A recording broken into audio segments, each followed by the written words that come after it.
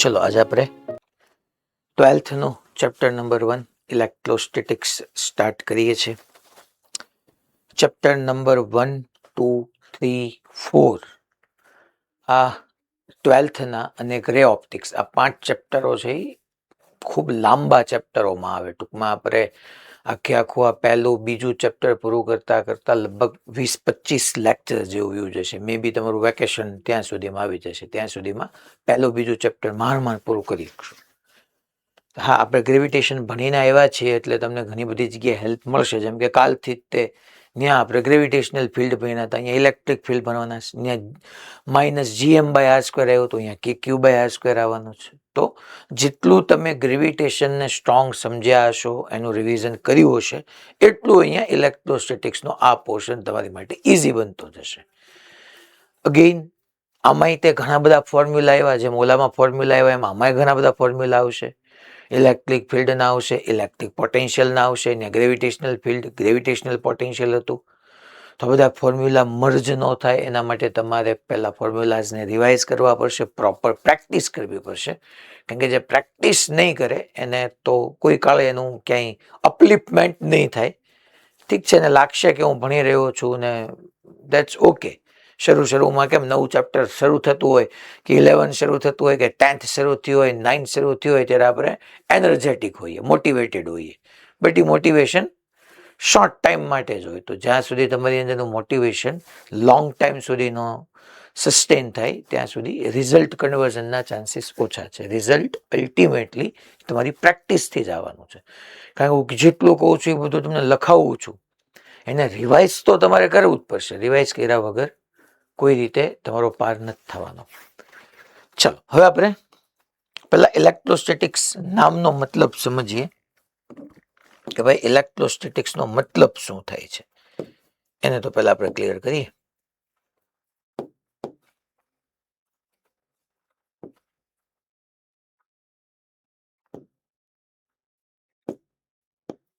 ચલો electrostatics heading આપી દઈએ. ઇલેક્ટ્રોસ્ટેટિક્સ ખરેખર છે ને આપણું ચેપ્ટર 1 to 8 એ આખું ઇલેક્ટ્રોડાયનેમિક્સ કહેવાય. ચેપ્ટર 1 to 8 ઇલેક્ટ્રોડાયનેમિક્સ કહેવાય. જો સમજો, શરૂ કર્યું હતું ને તેથી મિકેનિક્સમાં પહેલા યાદ કરો કાઇનેમેટિક્સ આવ્યું હતું, પછી ડાયનેમિક્સ આવ્યું હતું. અહીંયા ઇલેક્ટ્રોસ્ટેટિક્સ એટલે આપણને સમજાય જ જાય કે ઇલેક્ટ્રોસ્ટેટિક્સને આપણે બે પાર્ટમાં આમ જોવા જઈએ તો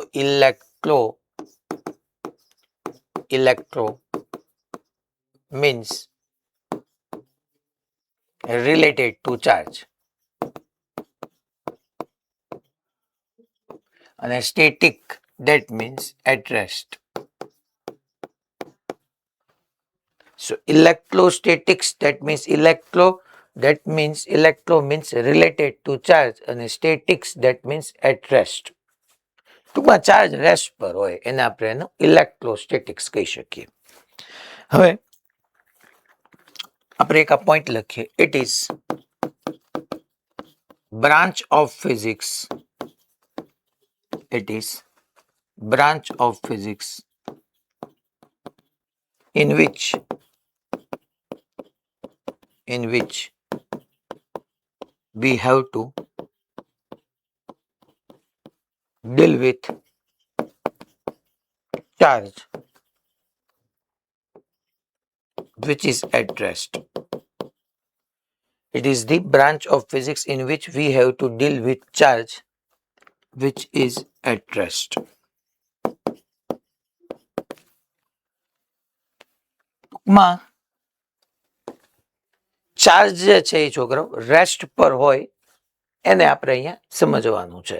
ઇલેક્ટ્રોસ્ટેટિક્સ ઇલેક્ટ્રોડાયનેમિક્સ જુદું છે. અત્યારે પહેલા બીજા ચેપ્ટરમાં ચાર્જને રેસ્ટ પર રાખશું, પછી થર્ડ ચેપ્ટરમાં ચાર્જને ટ્રાવેલ કરાવશું. ચાર્જ મૂવ કરે એટલે ઇલેક્ટ્રિક કરંટ આવે, એટલે ચેપ્ટર નંબર 3 કરંટ ઇલેક્ટ્રિસિટી. અચ્છા, ઇલેક્ટ્રિક કરંટ કેરિંગ વાયર એની સરાઉન્ડિંગમાં મેગ્નેટિક ફિલ્ડ ક્રિએટ કરે એટલે ચેપ્ટર નંબર 4 મેગ્નેટિક ફિલ્ડનું. અચ્છા, મેગ્નેટિક ફિલ્ડ ક્રિએટ થાય એટલે બધી મેગ્નેટની બધું કઈ રીતના ડિઝાઇન થાય ચેપ્ટર નંબર 5. પછી એટલે 1 માં ઇલેક્ટ્રિક ફિલ્ડ ટૂંકમાં ઇલેક્ટ્રોનને સ્ટેટિક્સ આપણે રાખવાનું છે, ચાર્જ એટ રેસ્ટ છે. થર્ડમાં એને મૂવ કરાવવાનો છે. ફોર્થ ફિફ્થમાં એની મેગ્નેટિક ઇફેક્ટ. સિક્સમાં આવતા બેને કમ્બાઈન કરશું. That electromagnetic induction. ઇલેક્ટ્રો એટલે ચાર્જ, મેગ્નેટિક એટલે ચુંબકીય થઈ ગયું, અને એનું ઇન્ડક્શન. ચેપ્ટર 7 જે છે એની અંદર આપણે છોકરાઓ અલ્ટરનેટિંગ કરંટ કેવી રીતના જનરેટ થઈ સમજવાના છે. ચેપ્ટર 8 હમણાં હું તમને થોડું ઘણું કહીશ, એનો આઈડિયા ઇલેક્ટ્રોમેગ્નેટિક વેવ. આ આપણું 1 to 8 નંબરના ચેપ્ટરનો બેઝ આવી રીતના આગળ વધવાનો છે. હવે આપણે ચાર્જ પહેલા એટલે સમજીએ. ચાર્જ, ચાર્જને શું કહી શકીએ આપણે? ચાર્જ એટલે વિદ્યુત ભાર છોકરાઓ, ટૂંકમાં it. Charge it is the property of particle or body due to which it produces electric field and magnetic field in its surrounding.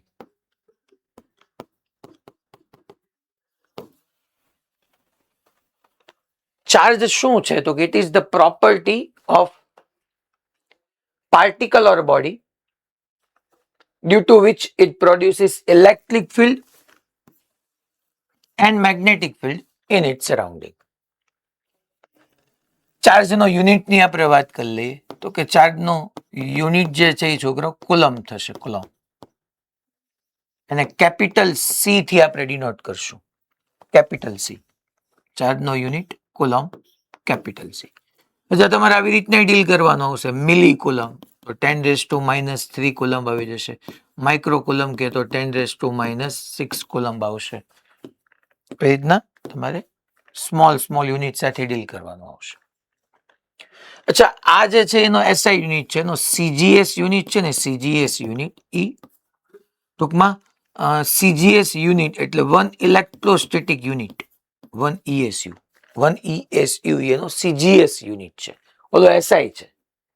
તો ચાર્જનો CGS unit, CGS unit ESU છે.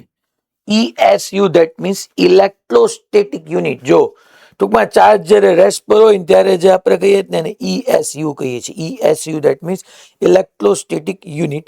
અને એનો રિલેશન એ છે કે ભાઈ 3 × 10⁻, આપણે પાવરના ફોર્મમાં તમે યાદ રાખી લો તો 3 × 10⁹ ESU એટલે 1 કુલમ થાય. ESU, CGS unit, ESU, electrostatic unit, and 3 × 10⁹ ESU એટલે 1 કુલમ થાય. 3 × 10⁹ ESU એટલે 1 કુલમ થઈ જશે. અચ્છા, ડાયમેન્શનલ ફોર્મ્યુલા તો કે ભાઈ તમે બની જ ગયા છો છોકરો 10th માં Q = IT લખતા શીખ્યા હતા.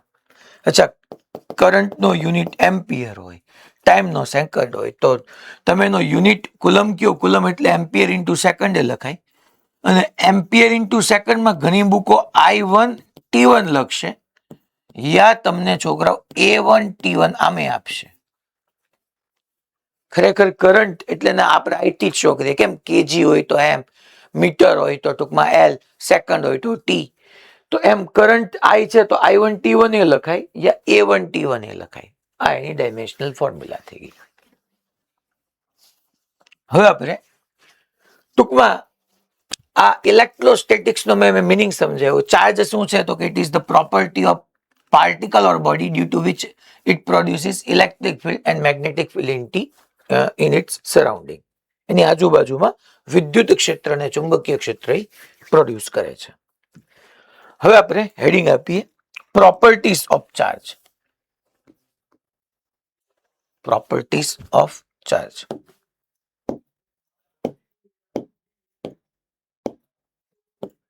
ચલો,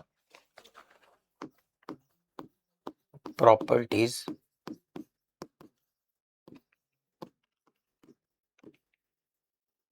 ઓફ ચાર્જ. એમાં પહેલી પ્રોપર્ટી સમજીએ. ઇટ ઇઝ internal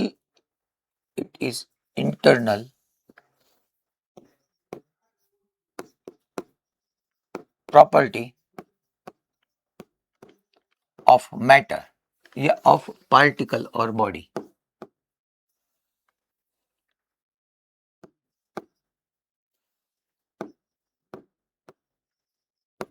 મેટર બી કહી શકો, પાર્ટિકલ ઓર બોડી બી કહી શકો.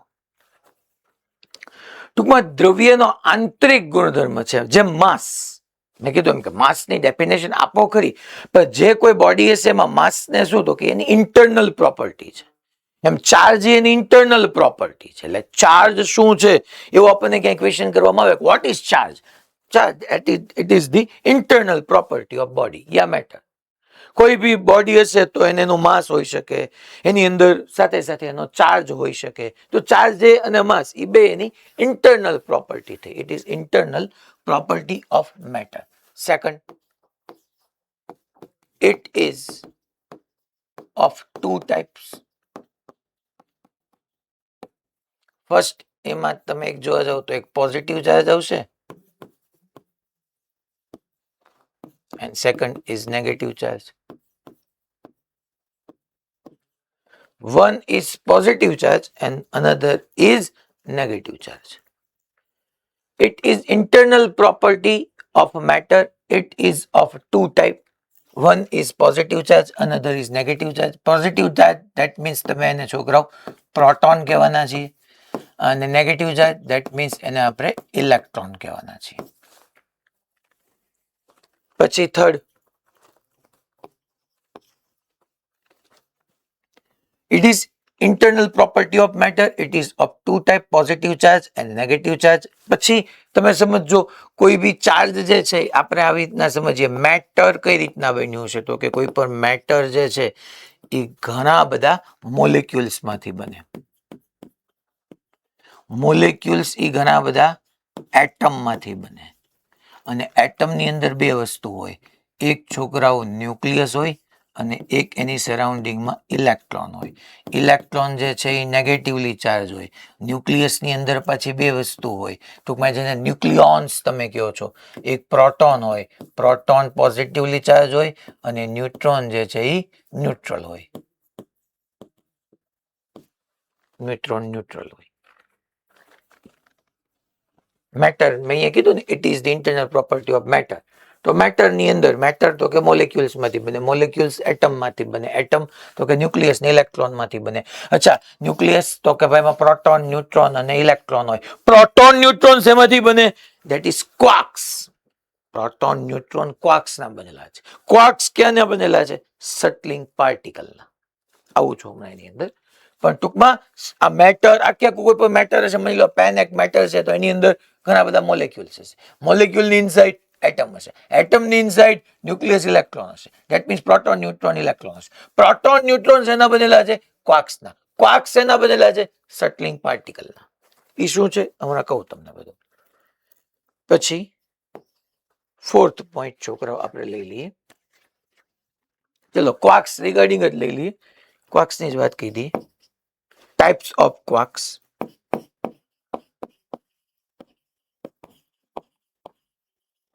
ક્વાર્ક્સ જો તમારે છે ને આમ તો 6 ટાઈપના ક્વાર્ક્સ છે. અપ ક્વાર્ક્સ, ડાઉન ક્વાર્ક્સ, પછી ટોપ, બોટમ, ચામ, એવી રીતના ઘણા બધા ક્વાર્ક્સ છે. આપણે બે જ ભણવાના છે ટાઈપ્સ ઓફ ક્વાર્કમાં. એક અપ ક્વાર્ક અને બીજો ડાઉન ક્વાર્ક. અપ ક્વાર્ક્સ અને down quarks. First, that is up quarks. હા પેલા શું બેટા? ક્વાર્ક્સ નું ફરીથી ગુજરાતી છે જ નહીં. ક્વાર્ક્સ આમ આમ આમ તારે ગુજરાતીમાં આમ લખવાનો ક્વાર્ક્સ. ઓકે, ગુજરાતી છે જ નહીં.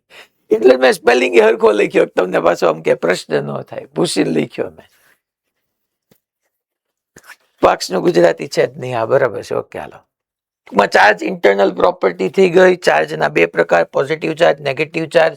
પછી તો કે ભાઈ મેટર જે છે એ મોલેક્યુલ્સ માંથી બને, મોલેક્યુલ્સ એટમ માંથી. એટમ ની અંદર હું એક ટાઈપ્સ ઓફ ક્વાર્ક્સમાં મેં કીધું up down, top bottom, charm, strange. આ 6 હું બોલી ગયો. અપ ડાઉન તો બનાવ્યું જ મેં. Up down, top bottom, charm, strange. આ 6 છે અલગ અલગ, પણ આપણા સિલેબસમાં 2 જ છે. અચ્છા, અપ ક્વાર્ક્સ, ડાઉન ક્વાર્ક્સ એ શું છે હમણાં તમને સમજાવું. તમે અહીંયા છે ને છોકરો, આની સામે કંઈક જગ્યા લખાય એવું છોડ દેજો, એક એક ટૂંકમાં સામે જ તે. પછી point number 5, charge is quantized. Charge is quantized યા ક્વોન્ટાઇઝેશન ઓફ ચાર્જ, જે તમે કહેતા હોય. ચાર્જ ઇઝ ક્વોન્ટાઇઝ્ડ એવું આપણે લખીએ. Charge is quantized. તમારે છોકરાઓ ક્વોન્ટાઇઝેશન કેમેસ્ટ્રીમાં આ વર્ડ આવે છે, ગુજરાતીમાં એને ક્વોન્ટમીકરણ કહેવાય. તમે કેમેસ્ટ્રીમાં જો તમે ઓલું ચેપ્ટર એટોમિક સ્ટ્રક્ચર ભણ્યા હોય ને, તમે એંગ્યુલર મોમેન્ટમ, કોણીય વેગમાનનું ક્વોન્ટાઇઝેશન એવું આવે. ઇલેક્ટ્રોન એવી જ ઓર્બિટમાં રિવોલ્વ કરતા હોય કે જેમાં એનું એંગ્યુલર મોમેન્ટમ h/2π ના ઇન્ટિગ્રલ મલ્ટિપલમાં હોય. એવું તમારે કેમેસ્ટ્રીમાં આવે છે, એટોમિક સ્ટ્રક્ચરની અંદર આવે છે, એટોમિક સ્ટ્રક્ચરમાં. તો ચાર્જ ઇઝ ક્વોન્ટાઇઝ. હવે ક્વોન્ટાઇઝ નો મિનિંગ શું તમે સમજો. પહેલા હું તમને આ મિનિંગ કેમેસ્ટ્રીમાં, ફિઝિક્સમાં બધી જ જગ્યાએ સેમ છે.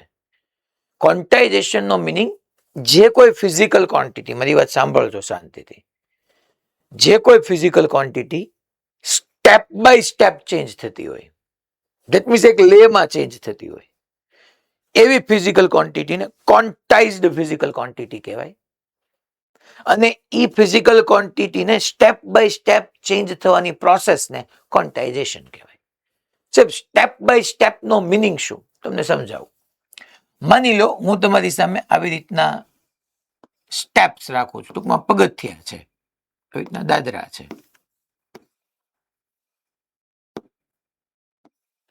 આ બધા 5-5 સેન્ટીમીટરની હાઈટ વાળા છે. હું અહીંથી એક બોલને ફેંકું છું, તો બોલ રેસ્ટ પર ક્યાં ક્યાં હોઈ શકે? તો કે કાં તો ભાઈ 0 સેન્ટીમીટર હોઈ શકે, અહીંયા 0 લીધું. કાં ઈ બોલ રેસ્ટ પર 5 સેન્ટીમીટર હોઈ શકે, કાં ઈ બોલ રેસ્ટ પર 10 સેન્ટીમીટર હોઈ શકે, કાં ઈ બોલ 15 સેન્ટીમીટર હોઈ શકે.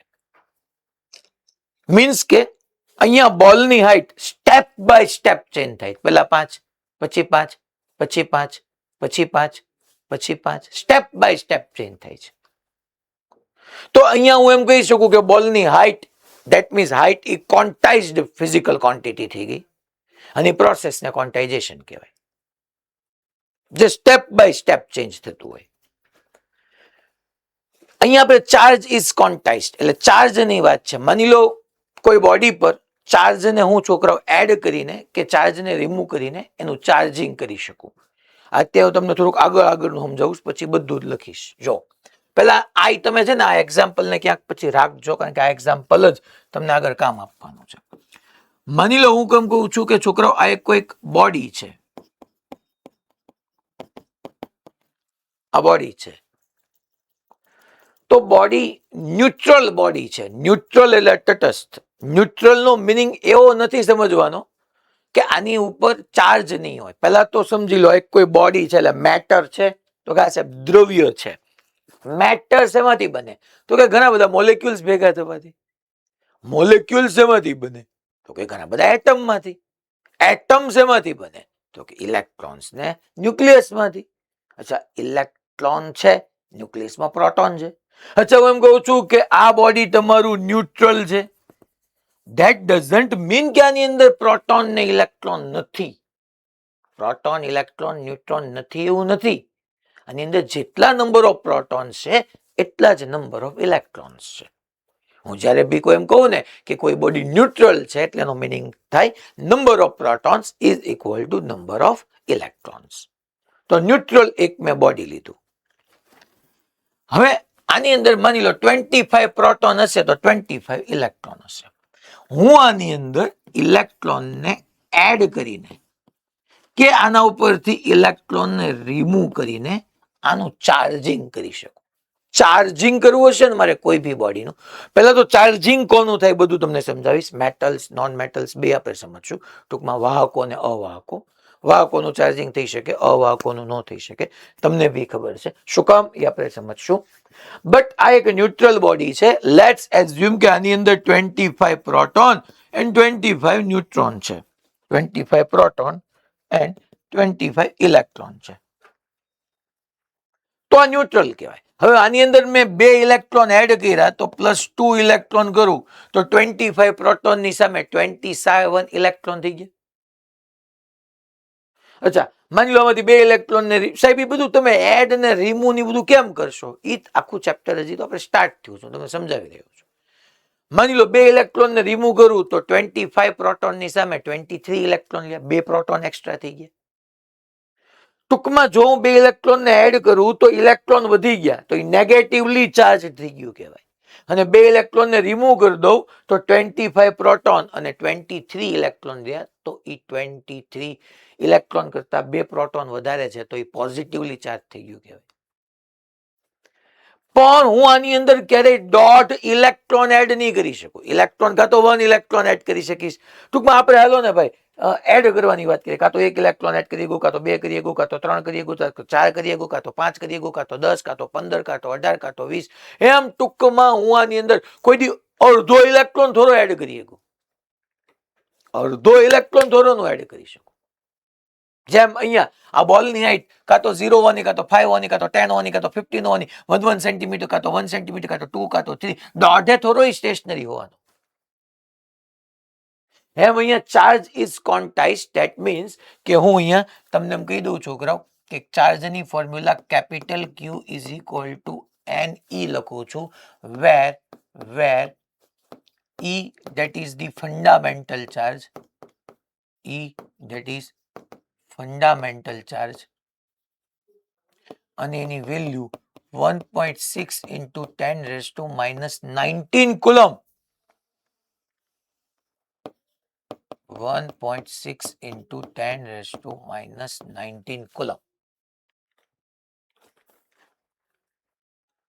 હવે and ants belongs to set of integer. ટૂંકમાં n ની વેલ્યુ ઇન્ટીજર જ હશે. હજી આમાં ક્લેરિફાય કરું તો n ઇઝ ઇક્વલ ટુ 1, 2, 3 એમ ગમે હોઈ શકે. બટ n ક્યારેય 1.5, 2.8, 3.5 આવું ન હોઈ શકે.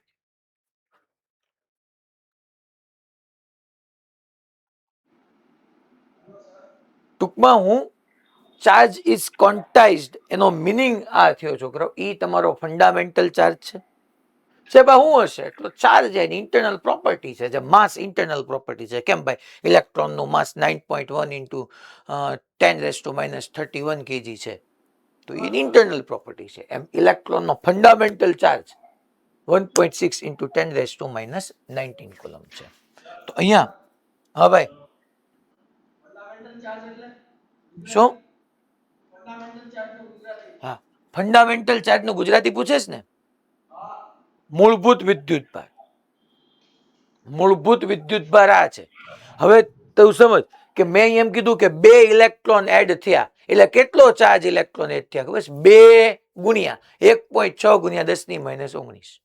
હું એમ કહું કે મેં આ બોડી ઉપર 100 ઇલેક્ટ્રોન એડ કર્યા તો 100 ઇલેક્ટ્રોન એટલે ચાર્જ કેટલો એડ થયો? તો કે n ની જગ્યાએ 100 મૂકો, e ની જગ્યાએ 1.6 ગુણ્યા 10⁻19. ટૂંકમાં જે કઈ હશું, માની લો આપણે એમ કહી દઈએ કે ભાઈ એક ઈંટ છે, એક ઈંટ ઈ 500 ગ્રામની છે.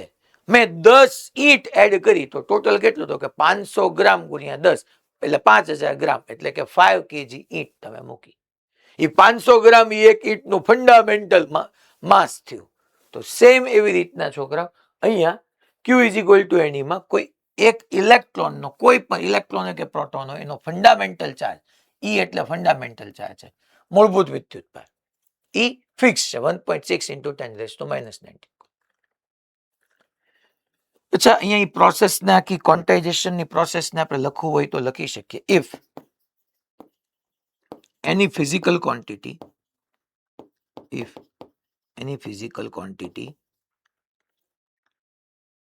is changing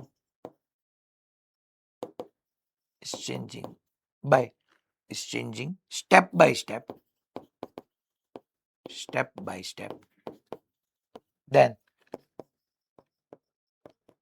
it is termed as quantized physical quantity. It is termed as quantized physical quantity, and this process is known as quantization. This process is known as quantization.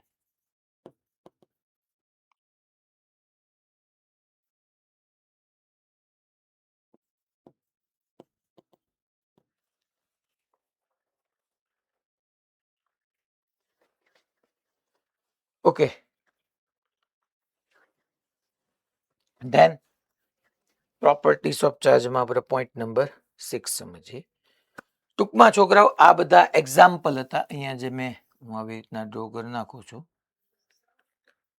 આ બધા એક્ઝામ્પલ હતા, મેં તમને જે સમજાવ્યું એ.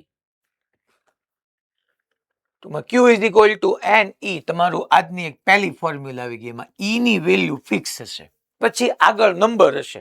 5 પ્રોટોન હોય તો 5 into 10 raised 5 into 1.6 into 10 raised to -19 coulomb. હા, 19 જો, -9 નથી, જોજો લખવામાં એરર થઈ છે. 1.6 into 10 raised to -19 coulomb. E is equal to not 9.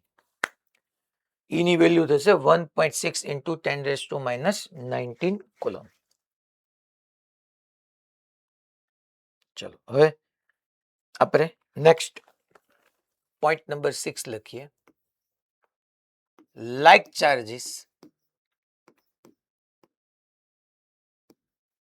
like charges repel each other and unlike charges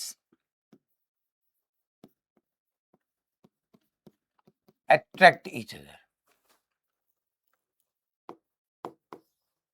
ટૂંકમાં લાઇક ચાર્જીસ રિપેલ કરશે. લાઇક ચાર્જીસ એટલે સમાન વિદ્યુતભારો. પ્રોટોન એકબીજાને રિપેલ કરે. પછી અનલાઇક ચાર્જીસ એટલે પ્રોટોન ને ઇલેક્ટ્રોન, તો કે પ્રોટોન ઇલેક્ટ્રોન એકબીજાને એટ્રેક્ટ કરે. Like charges repel each other and unlike charges attract each other. અચ્છા, પ્રોટોનનો ચાર્જ તમે લખવો હોય તો શું લખવાનું? પ્રોટોનનો ચાર્જ તો કે પ્રોટોન એટલે લખવાનું +1.6 into 10 raised to -19 કુલમ. સાહેબ આ કઈ રીતના લાવ્યા? ઓલું કીધું તું એમ જ લાવ્યો બકા. Q is equal to Ne. n ની વેલ્યુ 1 પ્રોટોન ઇન્ટુ ફંડામેન્ટલ ચાર્જ. જે fundamental charge 1.6 into 10 raised to -19 coulomb. Then ઇલેક્ટ્રોનનો charge -1.6 into 10 raised to -19 coulomb. કઈ રીતે? તો કે સાહેબ એક ઇલેક્ટ્રોન છે તો નંબર n ની જગ્યાએ 1 આવે, અને ઇલેક્ટ્રોન એટલે પછી તમારે ત્યાં લખી નાખવાનું. એટલે સાહેબ આનો મિનિંગ એવો થયો ને, હે છોકરાઓ, તમારું શું કહેવાનો મિનિંગ એવો થયો ને કે પ્રોટોન પાસે ચાર્જ વધારે છે ને ઇલેક્ટ્રોન પાસે ચાર્જ ઓછો છે. પ્રોટોન પાસે +1.6 into 10 raised to -19 કુલમ આવ્યું, ઇલેક્ટ્રોનમાં -1.6 into 10. આનો મિનિંગ એવો થયો ને પ્રોટોન પાસે વધારે છે ને ઇલેક્ટ્રોન પાસે ઓછો છે. કેવો ન થયો? એવો મિનિંગ થતો નથી. આ પ્લસ માઇનસ ઈ વધારે ઓછું નથી દેખાડતું. અમુક ચાર્જીસ એવા હતા કે જે એકબીજાને એટ્રેક્ટ કરતા હતા, અમુક એવા હતા જે રિપેલ કરતા હતા. તમે કદાચ એવું લીધું હોત ને કે પ્રોટોન નો માઇનસ અને ઇલેક્ટ્રોન નો પ્લસ, તો કાંઈ ફેર ન પડે, કારણ કે પ્લસ માઇનસ ઈ મેગ્નિટ્યુડ વાઇઝ વધારે ઓછા છે એવું શો નથી કરતો, પ્લસ માઇનસ નેચર વાઇઝ જુદા છે. કે અમુક ચાર્જીસ જેવા હતા એ એકબીજાને એટ્રેક્ટ કરતા હતા, તો એ બેના નેચર જુદા જુદા હતા, એટલે એકનો ચાર્જ પ્લસ કીધો ને એકનો માઇનસ કીધો. અમુક ચાર્જીસ એવા હતા જે એકબીજાને રિપેલ કરતા હતા, તો કાં તો એ બે પ્લસ પ્લસ હતા, કાં તો એ બે માઇનસ માઇનસ હતા. એટલે ટૂંકમાં પ્લસ માઇનસ મેગ્નિટ્યુડ વાઇઝ મોર લેસ નથી શો કરતા, plus minus nature wise differentiate show કરે છે. ધેન પોઈન્ટ નંબર 8, બટ ઈ પહેલા મોડાસા અનમ્યુટ કરો તો, મોડાસામાં બેન અનમ્યુટ કરો તો.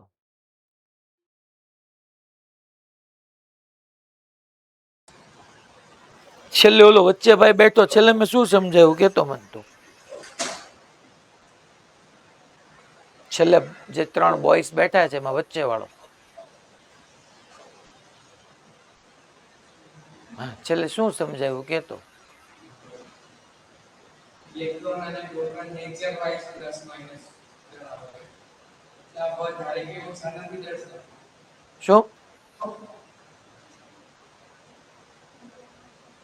પ્લસ માઇનસ નીચે વધારે નથી દર્શાવતો, વધારે કે ઓછું નથી દર્શાવતો, એ nature wise plus minus. Magnitude wise ભાઈ મેગ્નિટ્યુડ વાઇઝ બંને સેમ જ હોય. કેમ સેમ જ હોય? શું વાત કરતો તો બાજુવાળા વાત?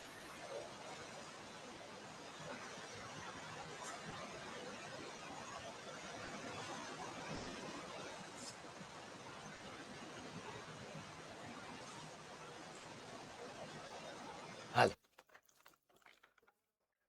એ જે કરશે જ તેને કઈ ફેર નહીં પડે, શરમ જેવી વસ્તુ તો છે જ નહીં આપણે. Point number 8. હવે તો મેં ક્વોન્ટાઇઝેશન ઓફ ચાર્જની વાત તમને કરી હતી કે ભાઈ Q ઇઝ ઇક્વલ ટુ એની. ટૂંકમાં હવે તમે સમજો કે તમે એને 2 ઇલેક્ટ્રોન આપો છો તો એ નેગેટિવલી ચાર્જ થાય છે, તો ત્યાં તમારે Q is equal two n ની જગ્યાએ 2 અને ઇલેક્ટ્રોનની જગ્યાએ મૂકવાનું -1.6 ઇન્ટુ 10⁻⁻19 કુલોમ્બ. જે આપણે કીધું હતું કે ભાઈ ચાર્જનો યુનિટ ખરેખર કુલોમ્બ થાય છે. આ કુલોમ્બ. ઓકે, હવે આ મેં તમને છોકરાઓ ટાઈપ્સ ઓફ ક્વાર્ક્સ ની એક સામે લખવાનું બાકી રાખ્યું હતું. ટાઈપ્સ ઓફ ક્વાર્ક્સ ની અંદર આ જે અપક્વાર્ક્સ છે ને છોકરાઓ, અપક્વાર્ક્સ એનો ચાર્જ, કારણ કે આ ક્વાર્ક્સ કોના બન્યા, કોણ કોણ ક્વાર્ક્સ ના બન્યા, તો કે ન્યુટ્રોન ને પ્રોટોન. તો ટાઈપ્સ ઓફ ક્વાર્ક્સ ની અંદર અપક્વાર્ક્સ નો ચાર્જ +2/3e છે, +2/3e છે, અને ડાઉન ક્વાર્ક્સ -1/3e છે. સાહેબ ઈ એટલે શું? ઈ એટલે ફંડામેન્ટલ ચાર્જ. મેં કીધું ને કે 1.6 ઇન્ટુ 10⁻⁻19 કુલમ, ઈ ફંડામેન્ટલ ચાર્જ. એટલે તમને હું પૂછું, તમને મને આન્સર આપવો પડે કે મેટર બન્યું છે મોલેક્યુલ્સ માંથી, મોલેક્યુલ બન્યા એટમ માંથી, એટમ બન્યું ન્યુક્લિયસ ને ઇલેક્ટ્રોન માંથી, ન્યુક્લિયસ બન્યું ન્યુટ્રોન ને પ્રોટોન માંથી, ન્યુટ્રોન પ્રોટોન બનેલા છે ક્વાર્ક્સ માંથી, ક્વાર્ક્સ બન્યા છે સેટલિંગ પાર્ટિકલ. હવે સાહેબ આ up quarks +2/3e, down quarks -1/3e. Okay sir, મને સમજાઈ ગયું. હાલો, હવે તમે સાહેબ હમણાં તો એમ કીધું કે ઈ ની સાથે જે કઈ n આવે, સામે જ લખ્યું છે, જો n ઈ ની સાથે જે કઈ n આવે, n belongs to set of integer, n 1 2 3 જ હોય, કોઈ દી n 1.5 નો હોય, કોઈ દી n 1.6 નો હોય. અહીંયા તમે 2/3e લખો છો, તો e ઇન્ટુ 2/3 કરો તો એ 1 2 3 એવા ઇન્ટીજર તો આવવાના જ નથી. તો સાહેબ આ તો બે કોન્ટ્રાડિક્શન થયું. કોન્ટ્રાડિક્શન નથી થયું. હજી છોકરાઓ સિંગલ એકલો અપક્વાર્ક્સ મળ્યો જ નથી. હજી સુધી એકલો અપક્વાર્ક્સ મળ્યો જ નથી. તો કેવી રીતના મળ્યા? તો કે અપ અપ સાથે હોય, અપ અપ ડાઉન સાથે હોય, ડાઉન ડાઉન અપ સાથે હોય. જેમ કે મેં તમને કીધું કે પ્રોટોન અને ન્યુટ્રોન કોના બનેલા છે એ આપણને ખબર પડી ગઈ છે કે ભાઈ માની લો પ્રોટોન જે છે ને પ્રોટોન એ ક્વાર્ક્સના બન્યા છે અને પ્રોટોનમાં કેટલા ક્વાર્ક્સ છે ખબર છે? પ્રોટોનમાં 2 અપ અને 1 ડાઉન. પ્રોટોનનું સ્ટ્રક્ચર 2 અપ ક્વાર્ક્સ ને 1 ડાઉન ક્વાર્ક્સ થી બન્યું છે એટલે પ્રોટોન UUD. ચાલો કેલ્ક્યુલેશન કરો તો ટૂંકમાં એકલો અપ પોસિબલ હોય, એકલો અપ મળે તો આ વાત ખોટી થઈ ગઈ. કારણ કે ભાઈ આપણે તો એમ જ કીધું ચાર્જીસ જે છે ઈ ના ઇન્ટિગ્રલ મલ્ટિપલમાં હોય. તો અહીંયા +2/3e. હા, હજી એકલો ટૂંકમાં આપણે તો મેં તમને કીધું કે જ્યારે બોડી ઉપર ચાર્જીસ એડ ઓન થાય છે સબટ્રેક્ટ થાય ત્યારની વાત કીધી છે. તો UUD તો 2 અપ એટલે બોલો તો એક અપનો ચાર્જ કેટલો? +2/3. બીજાનો બોલો +2/3e. ત્રીજો ડાઉન નો બોલો -1/3e. સો 3 નો તમે એલસીએમ લ્યો, તમે 3 નો એલસીએમ લ્યો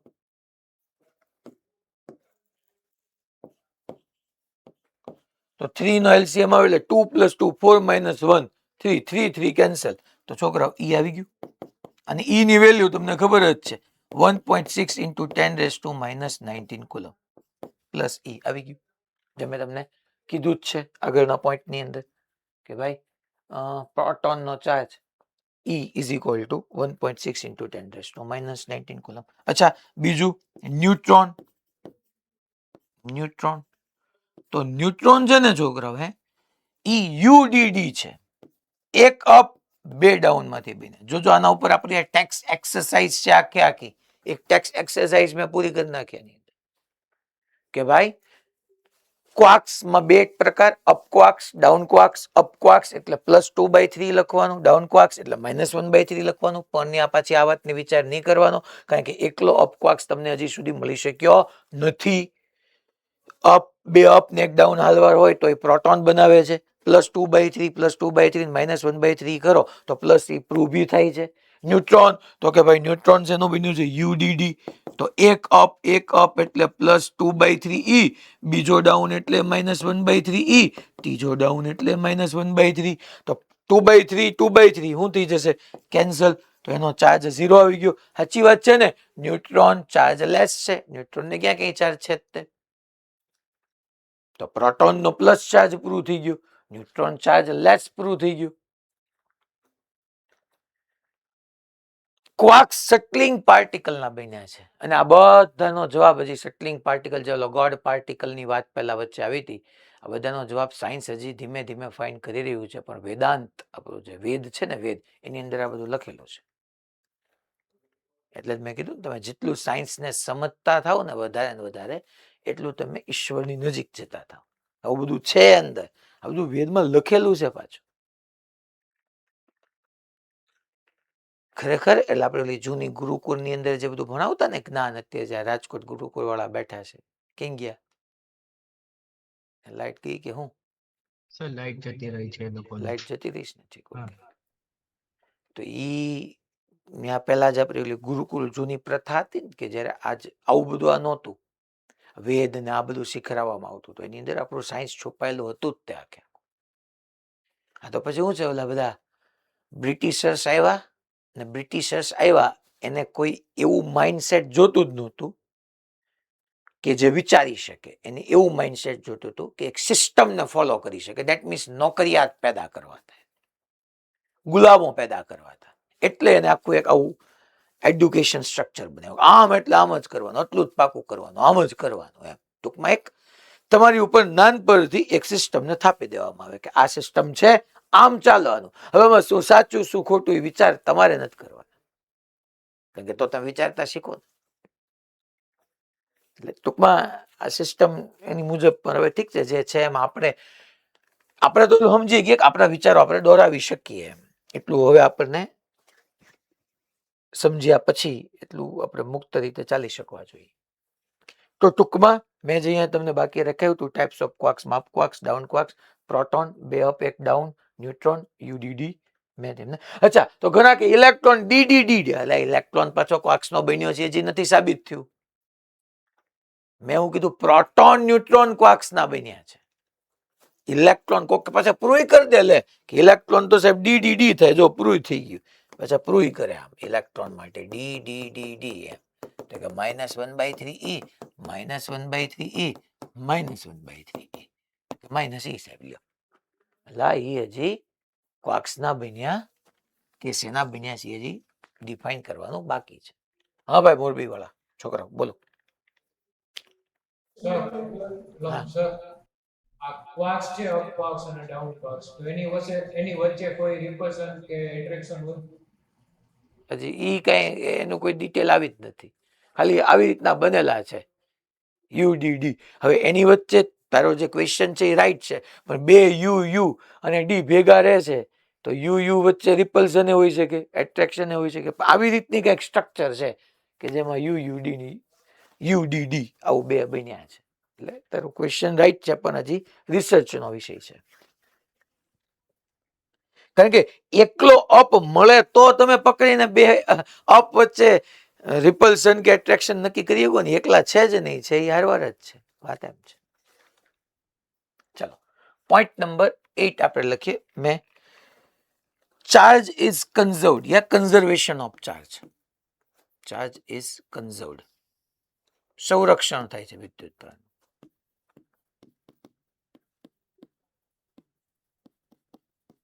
Charge is conserved. That means net charge is always zero. Charge is conserved. ટૂંકમાં જ્યારે બી હું એમ કહેતો હોઈશ ને છોકરાઓ, હમણાં મેં એમ કીધું કે આ બોડી છે, હવે તમને એટલું સમજાઈ ગયું હોય કે ભાઈ આ એમ કહું છું કે એક ન્યુટ્રલ બોડી છે. ન્યુટ્રલ બોડીનો મિનિંગ કોઈ દિવસ એવું નહીં સમજવાનું કે આમાં પ્રોટોન ઇલેક્ટ્રોન નહીં હોય, જેટલા પ્રોટોન હશે એટલા ઇલેક્ટ્રોન હશે. હવે અહીંયા હું બે ઇલેક્ટ્રોનને એડ કરું છું, હું બે જ કરી શકું, 2.5 ઇલેક્ટ્રોન એડ ન કરી શકું, બે ઇલેક્ટ્રોન એડ કર્યો એટલે 2 ગુણ્યા 2 ઇન્ટુ 1.6 ઇન્ટુ 10⁻⁻19 કુલમ એટલો એક્સ્ટ્રા ચાર્જ આવ્યો. ઓલરેડી આની ઉપર 25 જેટલો પ્લસ ચાર્જ એન્ડ 25 જેટલો માઇનસ ચાર્જ, ઓલરેડી એટલો ચાર્જ હતો જ તે. હવે આની અંદર બે ઇલેક્ટ્રોન એડ થયા એટલે -2e જેટલો ચાર્જ એડ થયો, તો 25 પ્લસ e થયું, -27e એડ થયું, તો આ ઇલેક્ટ્રોન વધી ગયા. સાહેબ તો માઇનસમાં, અરે માઇનસ તો નેચરને શો કરે છે, મેગ્નિટ્યુડને નહીં. તો 27 ઇલેક્ટ્રોન થઈ ગયા, દેટ મીન્સ કે નેગેટિવલી ચાર્જ થઈ ગયું કહેવાય. આ નેગેટિવલી ચાર્જ થયું, આ તો આપણે સમજી ગયા. પણ આ બે ઇલેક્ટ્રોન આવ્યા ક્યાંથી હશે? હું એકાદા બોડી પરથી, માની લો બીજી ન્યુટ્રલ બોડી હતી, માની લો હું આ બીજી ન્યુટ્રલ બોડી હતી કે જેના ઉપર 25e જતા અને -25e જતા, અહીંથી બે ઇલેક્ટ્રોનને કાઢ્યા મેં, અહીંથી બે ઇલેક્ટ્રોનને કાઢ્યા તો અહીંયા બે ઇલેક્ટ્રોન ઘટ્યા, એટલે અહીંયા 25e રહ્યું અને અહીંયા બે ઇલેક્ટ્રોન ઘટ્યા એટલે -23e થઈ ગયું. તો આ બોડી જે છે એને બે ઇલેક્ટ્રોન લૂઝ કર્યા એટલે પોઝિટિવલી ચાર્જ થઈ ગઈ, પોઝિટિવલી ચાર્જ થઈ ગઈ, અને આને બે ઇલેક્ટ્રોન એડ થયા એટલે નેગેટિવલી ચાર્જ થઈ ગઈ. પણ આ નેગેટિવલી ચાર્જ થયા માટે ઇલેક્ટ્રોન એડ કર્યા, ઇલેક્ટ્રોન આવ્યા ક્યાંથી? તો કે ક્યાંથી કાઢ્યા અમે. અહીંયા બે ઇલેક્ટ્રોન એડ થવાથી નેગેટિવલી ચાર્જ થઈ ગઈ, બે ઇલેક્ટ્રોન રિમૂવ થવાથી પોઝિટિવલી ચાર્જ થઈ ગઈ. અહીંયા બે ગયા તો અહીંયા બે પ્રોટોન વધી ગયા, જો તમે અહીંયા બે પ્રોટોન વધી ગયા, આ 23 જ છે તો અહીંયા બે પ્રોટોન વધી ગયા, સામે બે ઇલેક્ટ્રોન ગયા. નેટ ચાર્જ કેટલો? અહીંયા બે પ્રોટોન વધ્યા, સામે બે ઇલેક્ટ્રોન વધ્યા. નેટ ચાર્જ કેટલો? 2p પ્લસ અને 2e માઇનસ, ટૂંકમાં +2e -2e 0. Charge always conserved જ રહે. નેટ ચાર્જ હંમેશા, કોઈ જગ્યાએ 10 ઇલેક્ટ્રોન એક્સ્ટ્રા આવ્યા હોય ને તો એ ક્યાંકથી જ 10 લાવ્યો હોય, જ્યાંથી 10 લાવ્યો હોય ને 10 પ્રોટોન હોય, તો 10 પ્રોટોન ને 10 ઇલેક્ટ્રોન કેન્સલ આઉટ જ થતો હોય. ટોટલ ચાર્જ, નેટ ચાર્જ હંમેશા કન્ઝર્વ રહે. હું તમને એમ કહેવા માંગુ છું કે હું 5 ઇલેક્ટ્રોન એકલા પ્રોડ્યુસ ન કરી શકું. હું 5 ઇલેક્ટ્રોન ક્યાંક ઉત્પન્ન કરતો હોઉં ને તો સામે ક્યાંક બીજા 5 પ્રોટોન છોડતો હોય, ટોટલ તો 0 જ રહે. નેટ એકલા ઇલેક્ટ્રોન પ્રોડ્યુસ ન થાય, નેટ એકલા ઇલેક્ટ્રોન પ્રોટોન નહીં મળે આપણને. સો ચાર્જ જે છે એ છોકરાઓ કન્ઝર્વ છે, અને ચાર્જ કન્ઝર્વડ છે એનો મિનિંગ જ એ થશે કે ભાઈ નેટ ચાર્જ અહીંયા તમારો 0 રહેવાનો છે. So net charge of an isolated system is always conserved. એવું એક લાઈન લખી નાખો. net charge of an isolated system. આનો મીનિંગ સમજાવું છું. Isolated system is conserved. યા આપણે એને એમ કહી શકીએ છોકરો, નેટ ચાર્જ આઇસોલેટેડ સિસ્ટમનો કન્ઝર્વ છે એ તો ઓકે. એની સાથે સાથે આપણે એવું કહી શકીએ કે નેટ ચાર્જ ને આપણે ક્રિએટ નથી કરી શકતા અને ડિસ્ટ્રોઈડ બી નથી કરી શકતા. So net charge can not be net charge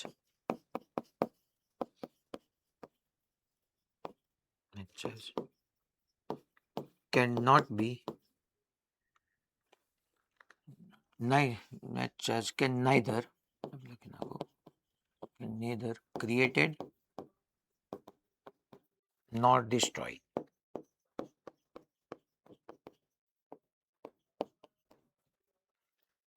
ટૂંકમાં કુલ નવો ચાર્જ હું ઉત્પન્ન ન કરી શકું ને કુલ નવો ચાર્જ હું નાશ પણ ન કરી શકું. ક્યાંક હું ઇલેક્ટ્રોન લાવતો હોઈશ તો ક્યાંક ઘટતા હશે. જ્યાં ઘટતા હશે ત્યાં બે પ્રોટોન સામે ઉભા થઈ જતા હશે. અહીંથી બે ઇલેક્ટ્રોન અહીંયા લાવ્યો હું. ઓકે, તો ચાર્જ ઇઝ કન્ઝર્વડ. આ બધા ઇમ્પોર્ટન્ટ પ્રોપર્ટીની અંદર જ આવે છે છોકરો, બરાબર ધ્યાનથી સમજજો. પછી આ ખાસ એટલે ટૂંકમાં હું તમને એમ કહું કે માની લો વોટર હતું, વોટર ની અંદર હું NaCl એડ કરું, મીઠું NaCl સોડિયમ ક્લોરાઇડ, તો તમે ભણી ગયા પ્રોસેસ થઈને Na પ્લસ અને Cl માઇનસ સેપરેટ થઈ જાય. Na પ્લસ આવું તમે ભણ્યા ને. Hello, NaCl sodium chloride add કરો તો Na પ્લસ ને Cl માઇનસ બની જાય. તો જેટલા Na પ્લસ બન્યા એટલા Cl માઇનસ બન્યા. હલા મેં હું કીધું ખબર પડી ભાઈ? Net charge total charge conserved જ રહે. ઈ જ લખ્યું છે net charge of an isolated. Isolated નું ગુજરાતી કહી દઉં, અલગ કરેલું. પણ ઈ વર્ડ શું કામ આવ્યો એની પાછળ તમારે મને હજી 5-10 મિનિટ આપવી પડશે, પછી તમને સમજાશે કે આઇસોલેટેડ આવ્યો શું કામ. So net charge of an isolated in short અલગ કરેલું તંત્ર માટે નેટ ચાર્જ કન્ઝર્વડ છે. Net charge can neither created nor destroyed. તમે એને ઉત્પન્ન ન કરી શકો, નાશ ન કરી શકો. ટૂંકમાં આમાં નાખ્યું તો જેટલા Na પ્લસ બન્યા હોય એટલા જ Cl માઇનસ હોય. 10 Na પ્લસ અને 10 Cl માઇનસ એટલે Na પ્લસ માટે પ્લસ 10E લખવાનો, કે ઈ તો ફંડામેન્ટલ ચાર્જ, ઈ તો હરવાર લઈને જવાનું જ તે. અને સામે માઇનસ 10E, તો plus 10E minus 10E 0. Right. So net charge મેં લખ્યું છે can neither created nor destroyed. Okay, point number 9, charge ઓમેટેડ. આ બધા થિયોરેટિકલ ક્વેશ્ચન નીકળે આમાંથી. હવે આપણે 9મો પોઈન્ટ શું લખશું કે ભાઈ ચાર્જ જે છે કયા કયા પોઈન્ટ કવર થઈ ગયા. મેટરની વાત આવી ગઈ, ચાર્જ ક્વોન્ટાઇઝ આવી ગયું, ક્વાર્ક્સ વાળી વાત આવી ગઈ, ટુ ટાઈપની વાત આવી ગઈ, ઇન્ટરનલ પ્રોપર્ટીની વાત આવી ગઈ. Point number 9, if charge at rest, એ લખીએ પણ એ 3 લાંબા લાંબા પોઈન્ટ છે. સિવાય આપણે યસ મેઇન વાત charge is scalar quantity. Charge છે સ્કેલર છે છોકરો, ડાયરેક્શન છે નહીં. ધેટ મીન્સ કે એલ્જિબ્રિક સમ, ક્યારનો એલ્જિબ્રિક સમ જ હું કરું જોઉં ને તમે, ક્યારનો હું એલ્જિબ્રિક સમની જ વાત કરું છું. બે આપ્યા ને બે ગયા, 25 ઇલેક્ટ્રોન હતા, બે એડ થયા તો 27 ઇલેક્ટ્રોન થયા. તો હું તમે જો એલ્જિબ્રિક સમ જ કરું તો ચાર્જ ઇઝ સ્કેલર ક્વોન્ટિટી. પછી point number 10, if charge is at rest, then it will produce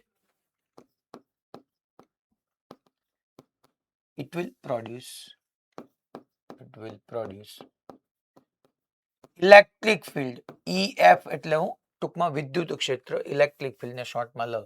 એકવાર આવ્યું જ ને પહેલી વાર, તો વ્યવસ્થિત લખી નાખું. It will produce electric field in its surrounding,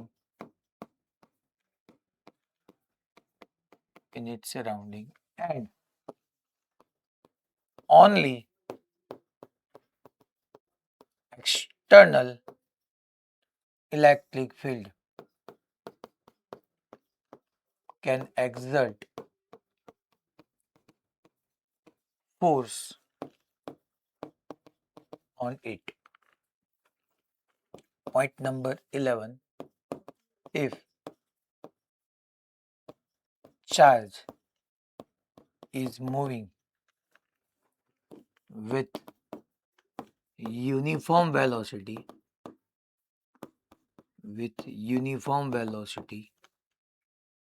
then it will produce magnetic field and electric field. Electric field and MF, that means magnetic field, in its surrounding, and an external electric field and magnetic field can exert force on it. And point number 12. If charge is moving with varying velocity,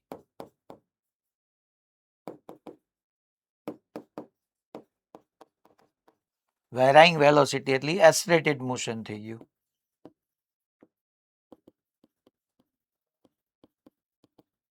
If charge is moving with varying velocity, then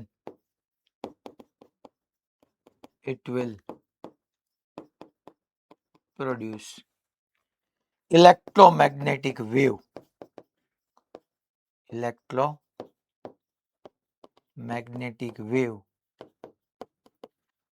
In its surrounding.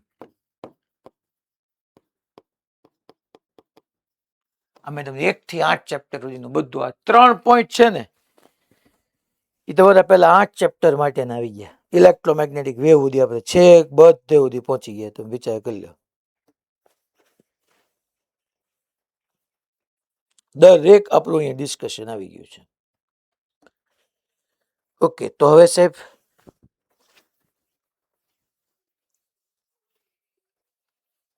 if charge is at rest, હવે હું તમને આખે આખો આની નીચે underline કરતો જાઉં છું. if charge is at rest પર હશે ને તો એની સરાઉન્ડિંગમાં ઇલેક્ટ્રિક ફિલ્ડ પ્રોડ્યુસ કરશે.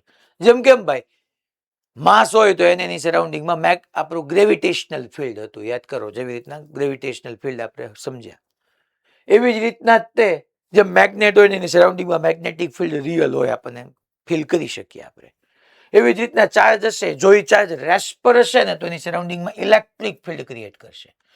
અને બહારથી હું બીજું એક ઇલેક્ટ્રિક ફિલ્ડ આપીશ ને તો ઇલેક્ટ્રિક ફિલ્ડ જ એની ઉપર ફોર્સ એક્ઝર્ટ કરી શકશે. ટૂંકમાં ચાર્જ જે ફિલ્ડ પોતે પ્રોડ્યુસ કરતું હશે ને બહારથી ઈ ફિલ્ડ આપીને હું એની ઉપર ફોર્સ એક્ઝર્ટ કરી શકીશ. જેમ કે હું તમને એક્ઝામ્પલ તરીકે સમજાવું કે ભાઈ માની લો મેં એમ કીધું હતું કે આ એક આખું આપણું સિસ્ટમ છે, સિસ્ટમ ઓફ પાર્ટિકલ્સ, એમ માસનું સિસ્ટમ છે, માસ સિસ્ટમ છે. અચ્છા, આની સરાઉન્ડિંગમાં ગ્રેવિટેશનલ ફિલ્ડ છે કે નહીં? ક્યાંથી ખબર પડતી હતી? તો કે ટેસ્ટ માસ લાવતો હતો, અને ટેસ્ટ માસ એની ઉપર જે ફોર્સ લગાડે, ફોર્સ પર યુનિટ ટેસ્ટ માસ, એને તમે ગ્રેવિટેશનલ ફિલ્ડ ઇન્ટેન્સિટી કહેતા હતા, યાદ કરો. તો આ ગ્રેવિટેશનલ ફિલ્ડ, આની સરાઉન્ડિંગમાં એનું ગ્રેવિટેશનલ ફિલ્ડ હશે, એના ઉપર ફોર્સ લગાડશે. બટ માની લો છોકરાઓ, માની લો આને માસ જ છે ને અહીંયા હું હવે ચાર્જ લાવીને મૂકી દઉં તો આ બોડી એની સરાઉન્ડિંગમાં શું પ્રોડ્યુસ કરે છે? Gravitational field. હવે અહીંયા શું છે? ચાર્જ. તો આ ગ્રેવિટેશનલ ફિલ્ડ ગ્રેવિટેશનલ ફોર્સ જ એક્ઝર્ટ કરી શકે. આ બોડીથી પ્રોડ્યુસ થતું ગ્રેવિટેશનલ ફિલ્ડ કઈ ઇલેક્ટ્રિક ફોર્સ ક્રિએટ ન કરી શકે. એની માટે મારે એવું કેવું પડે કે આને માસ નથી, આના ઉપર કેપિટલ ક્યુ ચાર્જ છે, કે હવે પોઝિટિવલી ચાર્જ છે, અને આની સરાઉન્ડિંગમાં એનું ઇલેક્ટ્રિક ફિલ્ડ છે, એમાં બીજો એક ચાર્જ લેવો એટલે ઇલેક્ટ્રિક ફોર્સ લાગી. ટૂંકમાં જે પોતે પ્રોડ્યુસ કરે સરાઉન્ડિંગમાં, આ રીતે માની લો, પહેલા પાછા આવી જાવ, આનું માસ એમ હતું, અને આનું માસ m0 કહી દેતો હતો. આને એની પોતાની સરાઉન્ડિંગમાં ગ્રેવિટેશનલ ફિલ્ડ હોય, પણ નેગ્લિજિબલ હોય કારણ કે એની વેલ્યુ સ્મોલ છે. આને એની સરાઉન્ડિંગમાં શું હોય તો કે ગ્રેવિટેશનલ ફિલ્ડ હોય. પોતે બે ગ્રેવિટેશનલ ફિલ્ડ પ્રોડ્યુસ કર્યું તો એકબીજા ઉપર ફોર્સ એ કયું એક્ઝર્ટ કરી શકે? ગ્રેવિટેશનલ. કેવા એમ માંગુ છું. So if charge is at rest, stationary charge, then it will produce electric field in its surrounding and only external electric field, બહારથી જે મેં electric field આપ્યું, can exert force on it. આ વાત બહુ ધ્યાનથી સમજજો હો. આખો તમારું ઇલેક્ટ્રોડાયનેમિક્સ નો બેઝ મેં તમને કીધો છે. પછી if charge is moving with uniform velocity, નિયમિત વેગ, તો 10 મીટર પર સેકન્ડ થી ટ્રાવેલ કરતો હોય તો એ બે ફિલ્ડ પ્રોડ્યુસ કરશે, ઇલેક્ટ્રિક ફિલ્ડ ને મેગ્નેટિક ફિલ્ડ. ટૂંકમાં ચાર્જ યુનિફોર્મ વેલોસિટી થી મૂવ કરે તો ઇલેક્ટ્રિક ફિલ્ડ તો આવવાનું જ છે, હારે એક એક્સ્ટ્રા એડ થયું મેગ્નેટિક ફિલ્ડ. અને બે ફિલ્ડ પ્રોડ્યુસ કર્યા તો બહારથી એક્સટર્નલ એટલે બહારથી આ બે ફિલ્ડ એની ઉપર ફોર્સ એક્સર્ટ કરી શકે. અને ચાર્જ જે છે એ વેરાઈંગ વેલોસિટી થી ટ્રાવેલ કરે એટલે બદલાતા જતા વેગથી, અને વેગ બદલાતો જાય એટલે એને પ્રવેગિત ગતિ કહેવાય, એસલેટેડ મોશન કહેવાય. તો if charge is moving with varying velocity, બદલાતા જતા વેગ સાથે તો પ્રવેગિત ગતિ કરે, તો એ શું કરે તો કે એમાંથી ઇલેક્ટ્રોમેગ્નેટિક વેવ ને પ્રોડ્યુસ કરે, એમિટ કરે. તો EM વેવ ચેપ્ટર નંબર 8 આવશે.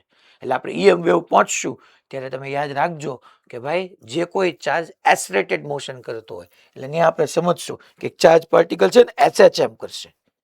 SHM એટલે એસલેટેડ મોશન જ થયું ને, કન્ટિન્યુઅસલી વેલોસિટી. અહીંયા શું હોય તો કે મેક્સિમમ એક્સ્ટ્રીમ પોઈન્ટ પર 0, પછી મેક્સિમમ, પછી 0, વેલોસિટી ચેન્જ થઈ ગઈ. તો simple harmonic motion, in short oscillation કરતો ચાર્જ પાર્ટિકલ એની અંદરથી ઇલેક્ટ્રોમેગ્નેટિક વેવ જનરેટ કરશે. કારણ કે અહીંયા ચાર્જ હશે, મૂવ કરતો હશે, પણ બદલાતી જતી વેલોસિટી સાથે. 12 પોઈન્ટ થઈ ગયા. 13મો, charge is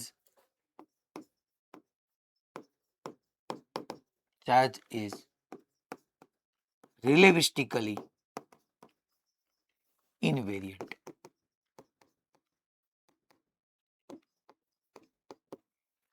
Charge is relativistically invariant. Relativistically.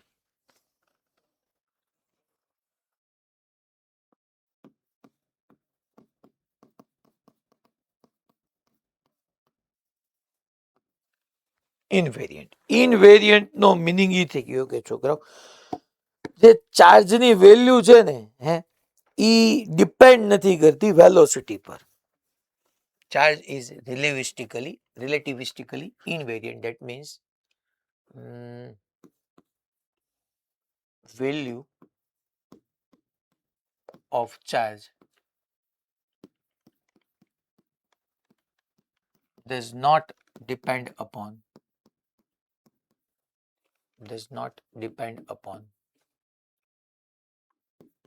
its velocity.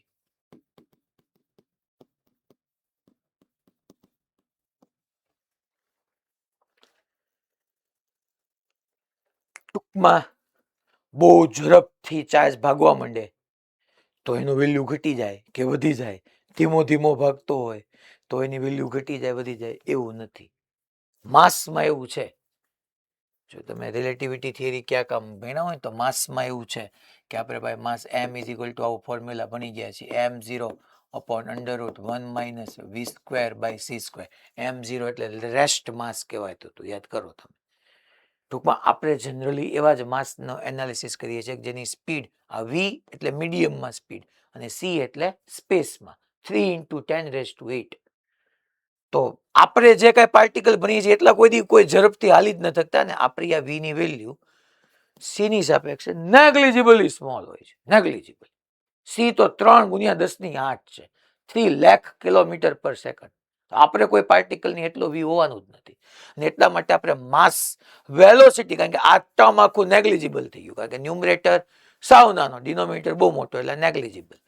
તો ઓલમોસ્ટ આના ઉપરથી m is equal two m0 જ આવશે. એટલે આપણે હાલે છે. બાકી જો કોઈ પાર્ટિકલ ખૂબ ફાસ્ટ ચાલવા મળે ને, ટૂંકમાં સ્પીડ ઓફ લાઇટની સ્પીડ એટલે એનું માસ બદલાઈ જાય, એ પછી આ ઇક્વેશન થી તમે ડિફાઇન કરી શકો. એવું કોઈ વેલોસિટી માટે આવી ફોર્મ્યુલા નથી. ટૂંકમાં v ઇઝ ઇક્વલ ટુ આવું ન લખી શકો, v0 upon under root minus v square by c square, આવું કાંઈ નથી. ટૂંકમાં પાર્ટિકલ ગમે એટલો ઝડપથી ન હાલે, ગમે એટલો ચાર્જ, પાર્ટિકલની સોરી ચાર્જ ગમે એટલો સ્પીડથી ન હાલે, એની value of charge does not depend upon its velocity. ચાલો હવે છોકરાઓ અહીંયા પ્રોપર્ટી ઓફ ચાર્જ પૂરું થયું. અચ્છા, હજી એક પોઈન્ટ લખાવી દો. હાલો હાલો, 13 ક્યાં છોડવું? 14મો એક લાસ્ટ પોઈન્ટ. બાય એડિંગ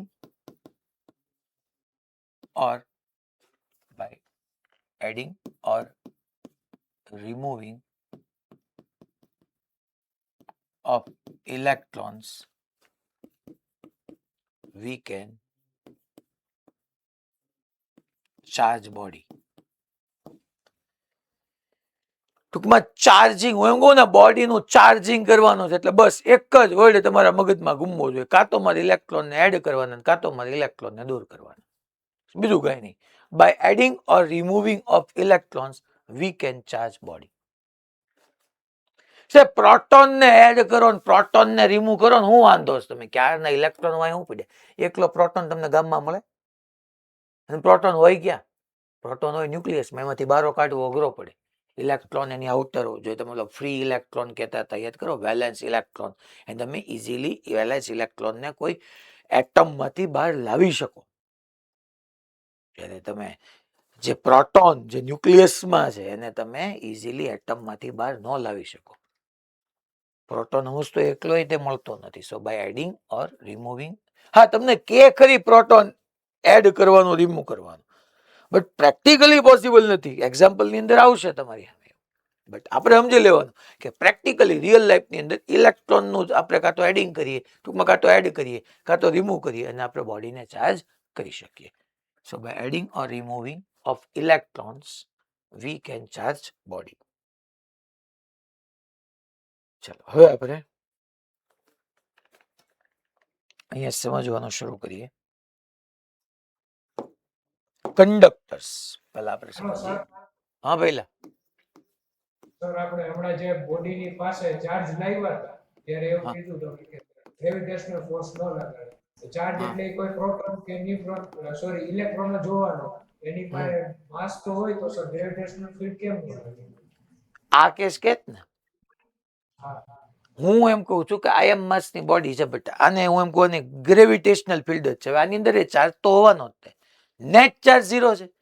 જેટલા પોઝિટિવ હોવાના એટલા જ નેગેટિવ હોવાના. મેં એને પોઝિટિવલી ચાર્જ બોડી તો કીધી નથી, મેં નેગેટિવલી ચાર્જ તો બોડી કીધી નથી. એટલે આ કેસમાં હું સમજાવવા એમ માંગુ છું કે આ એમ માસનો બોડી છે ને, તો એની સરાઉન્ડિંગમાં ગ્રેવિટેશનલ ફિલ્ડ છે. હું કહેતો જ નથી કે એની સરાઉન્ડિંગમાં ઇલેક્ટ્રિક ફિલ્ડ છે. સમજાય મારી વાત? તો નેટ ચાર્જ 0 છે. જેટલા પ્રોટોન છે એટલા જ ઇલેક્ટ્રોન છે, નેટ ચાર્જ 0. તો હવે આ એની સરાઉન્ડિંગમાં ઇલેક્ટ્રિક ફિલ્ડ પ્રોડ્યુસ કરતું જ નથી, અને અહીંયા હું ચાર્જ લાવું Q0 નામનો, તો એની ઉપર ઇલેક્ટ્રિક ફોર્સ નહીં લગાડી શકે. ટૂંકમાં જે પોતે પ્રોડ્યુસ કરે, પોતે ગ્રેવિટેશનલ ફિલ્ડ પ્રોડ્યુસ કરે ને, તો બહારથી હું ગ્રેવિટેશનલ ફિલ્ડ આપું એટલે એની ઉપર ફોર્સ લાગે. જેમ કે આ m0 માસનો પાર્ટિકલ છે, આને એની સરાઉન્ડિંગમાં ગ્રેવિટેશનલ ફિલ્ડ પ્રોડ્યુસ કર્યું, તો આ જે આપણી એમ માસની સિસ્ટમ છે એનું એક્સટર્નલ ગ્રેવિટેશનલ ફિલ્ડને કારણે એની ઉપર ફોર્સ લાગશે.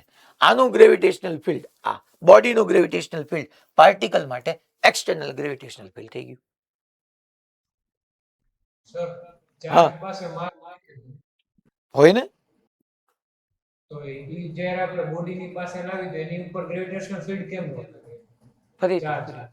હા શું તું બેન જો સમજ, અત્યારે આપણે બેટા માની લો આ ચાર્જ છે, આ ઇલેક્ટ્રોન છે, ઓકે યસ સર. ચાર્જ છે. તું કઈ ચાર્જ લઉં બોલ હાલ?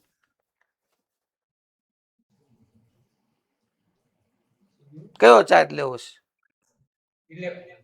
ઓકે હાલ ઇલેક્ટ્રોન. એટલે એની પાસે એનો ચાર્જ તારે કેવો હોય બેટા, તો -1.6 ઇન્ટુ 10⁻⁻19 કીધું. ઇલેક્ટ્રોનનું માસ કીધું બેટા 9.1 ઇન્ટુ 10⁻31 kg. બોલ ઓકે રેડી. યસ અચ્છા હવે આને હું આની નજીક લઈ જાઉં કે આની નજીક બીજાને લાવું, તું કેમ કરું? ઇલેક્ટ્રોન ને નજીક લઈ જાય. આની નજીક લઈ જાઓ, અહીંયા લઈ જાઓ, પાક્કું ને? ઓકે ચાલ, તો આ જે છે હું આની નજીક લઈ ગયો, અહીંયા ઇલેક્ટ્રોન લઈ ગયો, એની પાસે ચાર્જ છે, માસ છે. હવે જો મારી વાત સાંભળ, આ ઇલેક્ટ્રોન અહીંયા લઈ ગયો તો એનું ચાર્જ છે એટલે એની સરાઉન્ડિંગમાં કયું ફિલ્ડ આવે? ઇલેક્ટ્રિક ફિલ્ડ આવે. પછી આની પાસે માસ છે એટલે એની સરાઉન્ડિંગમાં શું આવે? ગ્રેવિટેશનલ ફિલ્ડ આવે. માસને કારણે ગ્રેવિટેશનલ ફિલ્ડ, ચાર્જને કારણે ઇલેક્ટ્રિક. આની સરાઉન્ડિંગમાં બે ફિલ્ડ આવે. એની નજીક કોણ પડ્યું છે? બોડી. બોડી. બોડી પાસે શું છે? માસ છે. अच्छा बॉडी ની અંદર ચાર્જ હોવાના, પ્રોટોન હોવાના, અન ઇલેક્ટ્રોન હોવાના, અટન અન, પણ નેટ ચાર્જ કેવો છે બેટા? 0. 0. તો હવે આની પાસે નેટ ચાર્જ છે કે નેટ માસ છે? માસ. માસ. તો એની સરાઉન્ડિંગમાં કયું ફિલ્ડ પ્રોડ્યુસ કરશે? ઈ આ ઇલેક્ટ્રોન માટે કયા ફિલ્ડ તરીકે બિહેવ કરશે? External gravitational field. અને તો આની ઉપર ગ્રેવિટેશનલ ફોર્સ જ લાગશે. નો ડાઉટ આ પોતે ઇલેક્ટ્રિક ફિલ્ડ ક્રિએટ કરે જ છે, કોઈના નથી પાડતો, પણ ફોર્સ લાગવા માટે એક્સટર્નલ ઇલેક્ટ્રિક ફિલ્ડ તો હોવું જોઈએ. ખબર પડી મેં શું કીધું? ટૂંકમાં કોઈ પણ ચાર્જ હશે એની પાસે બે હશે, ઇલેક્ટ્રિક ફિલ્ડ હશે અને મેગ્નેટિક ફિલ્ડ હશે. સોરી, ઇલેક્ટ્રિક ફિલ્ડ હશે અને ગ્રેવિટેશનલ, આની પાસે બે છે જ તે. પણ બહારથી બીજું જે મેં એની ઉપર એપ્લાય કર્યું એ કયું ફિલ્ડ હતું? ગ્રેવિટેશનલ ફિલ્ડ હતું. તો ગ્રેવિટેશનલ ફોર્સ જ લાગે. ખબર પડી?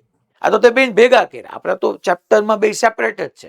હવે આજથી મેં ભણાવ્યું એમાં ક્યાંય આપણે એવું કહેશું જ નહીં કે આનું માસને કારણે ગ્રેવિટેશનલ ફિલ્ડ છે. હમણાં હું માની લો આમાં તે પૂછ્યું એટલે તને કહી દઉં કે આ એક બોડી છે, એના પર પોઝિટિવ ચાર્જ જ છે, આની ઉપર +10 E જેટલો ચાર્જ છે, એનું કંઈક m જેટલું માસ છે.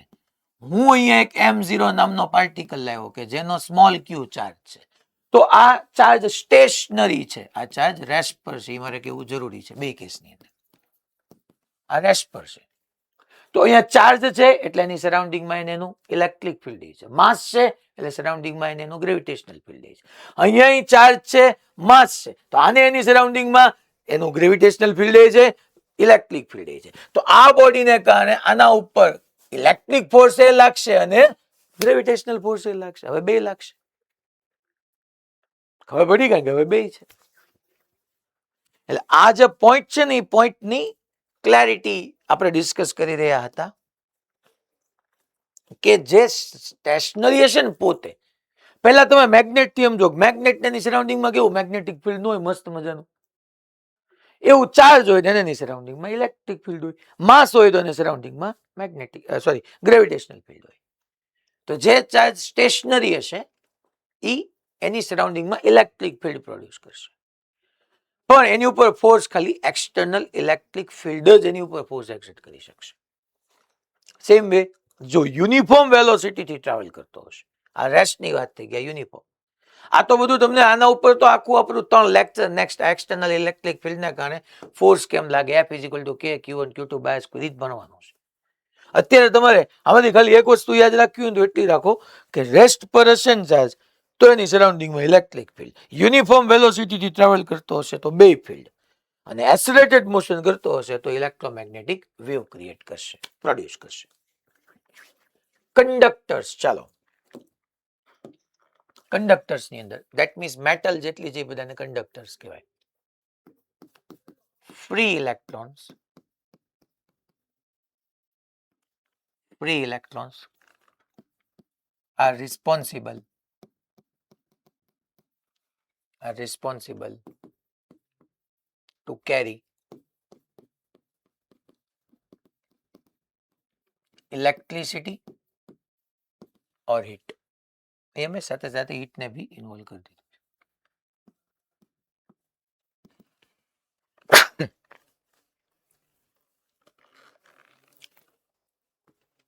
સેકન્ડ પોઈન્ટ પછી હું લખું. પણ માની લો આ કોઈ એક એટમ છે છોકરાઓ, આ ન્યુક્લિયસ, આ એના ઇલેક્ટ્રોન ક્લાઉડ છે, ઇલેક્ટ્રોન ક્લાઉડ છે, અહીંયા ક્યાંક ઇલેક્ટ્રોન રહેલો છે, આ બધામાં ઇલેક્ટ્રોન છે તો ખરી જ તેમ, અહીંયા એક ઇલેક્ટ્રોન રહેલો છે. આ ઇલેક્ટ્રોન ન્યુક્લિયસ થી ખૂબ દૂર છે તો લેસ બાઉન્ડેડ છે, લેસ બાઉન્ડેડ. આ ઇલેક્ટ્રોન ને થોડીક એવી એનર્જી મળશે તો ઇલેક્ટ્રોન આ એટમ માંથી નીકળીને લેટાઇસ સ્ટ્રક્ચર ની અંદર ફ્રી થઈ જશે. That is your free electron. That is your free electron. ટૂંકમાં કંડક્ટર્સ ની અંદર શું હોય છે છોકરાઓ કે આ જે લેસ બાઉન્ડેડ ઇલેક્ટ્રોન છે, that means this electron need less energy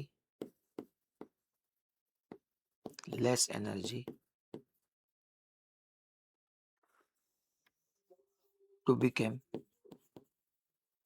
free electron. આના ઉપરથી તમે છોકરાઓ બાઇન્ડિંગ એનર્જી આયોનાઇઝેશન એનર્જી ની બધું તમે ભણી ગયા કેમેસ્ટ્રીની અંદર. આયોનાઇઝેશન એનર્જી ભણ્યા ને એના ઉપર જ હતી ને બધી, જેટલી તમે આયોનાઇઝેશન એનર્જી ભણ્યા એ બધું. બીજું તમે આની અંદર લખી શકો કે ભાઈ electricity or energy transfer with less resistance. Conductor ની અંદર એવું બી કહી શકો ને, રેઝિસ્ટન્સ ઓછો થઈ ગયો કારણ કે ઇઝીલી બહાર આવી શકે છે. electricity or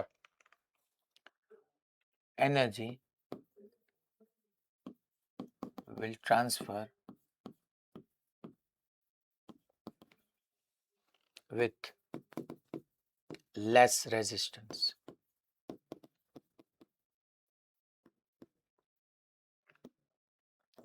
એક વાત તમે આ સમજી લેજો અહીંયા,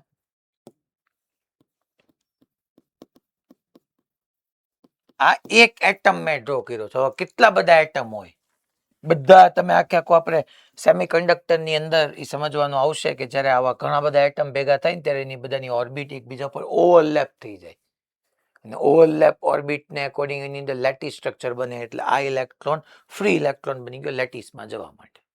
નોન મેટલ્સ હોય ને તો આ જે આઉટર મોસ્ટ ઇલેક્ટ્રોન હોય ને એને બહાર કાઢવા માટે એનર્જી જ બહુ વધારે જોઈએ, એટલે બહાર આવી જ ન આવે, એટલે ફ્રી ઇલેક્ટ્રોન ત્યાં મળવાના જ નથી. તો આપણે ઇન્સ્યુલેટર્સ યા નોન મેટલ્સ બાજુમાં જ લઈ લઈએ.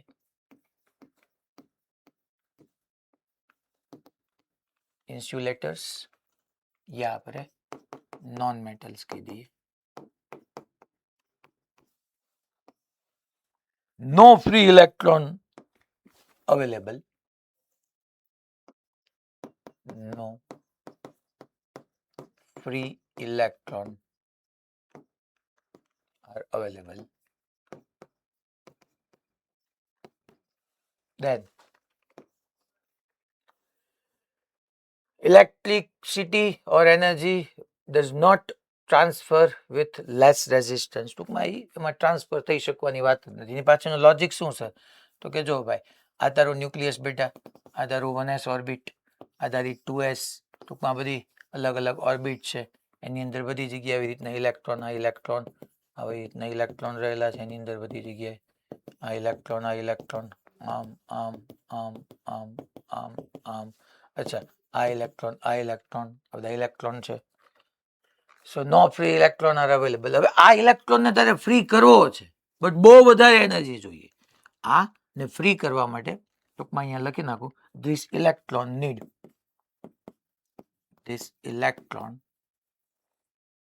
need more energy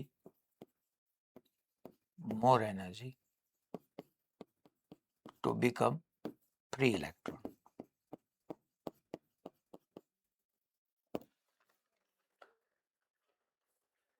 ટૂંકમાં કંડક્ટર ની ઇન્સ્યુલેટરમાં મેઇન જે ડિફરન્સ છે છોકરાઓ એ આ ડિફરન્સ છે, બીજું કઈ નથી.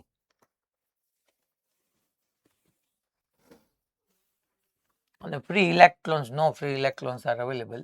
હાઈ રેઝિસ્ટન્સ તમે એમ કહી શકો. અહીંયા લેસ રેઝિસ્ટન્સ કીધું હતું ને, અહીંયા આપણે કહી દઈએ હાઈ રેઝિસ્ટન્સ.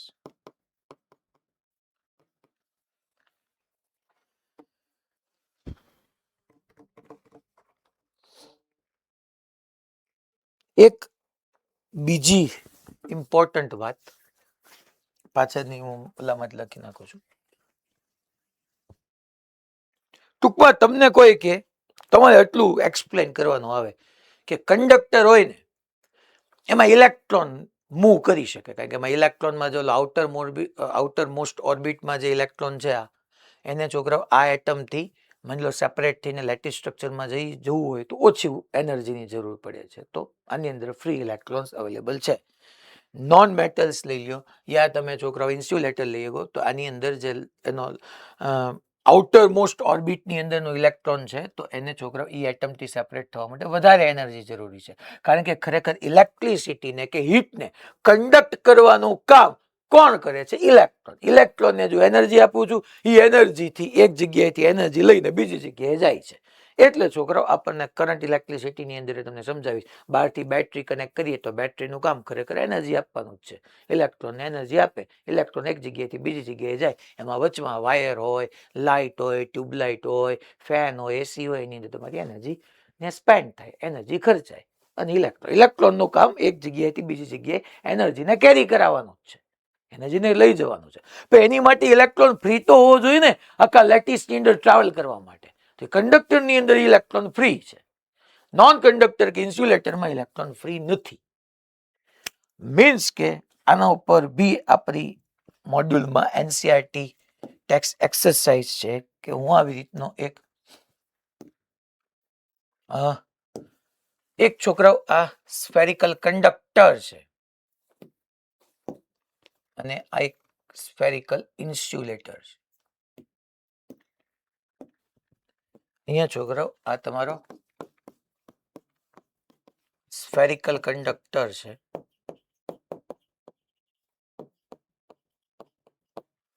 અને આ સ્ફેરિકલ ઇન્સ્યુલેટર છે.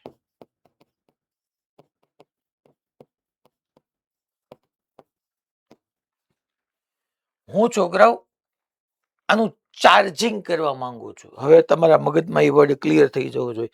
શું બોલ્યા સર? ચાર્જિંગ કરવું છે એમ? તો ચાર્જિંગ કરવું હોય તો કાં તો ઇલેક્ટ્રોનને એડ કરો કાં તો ઇલેક્ટ્રોનને રિમૂવ કરો.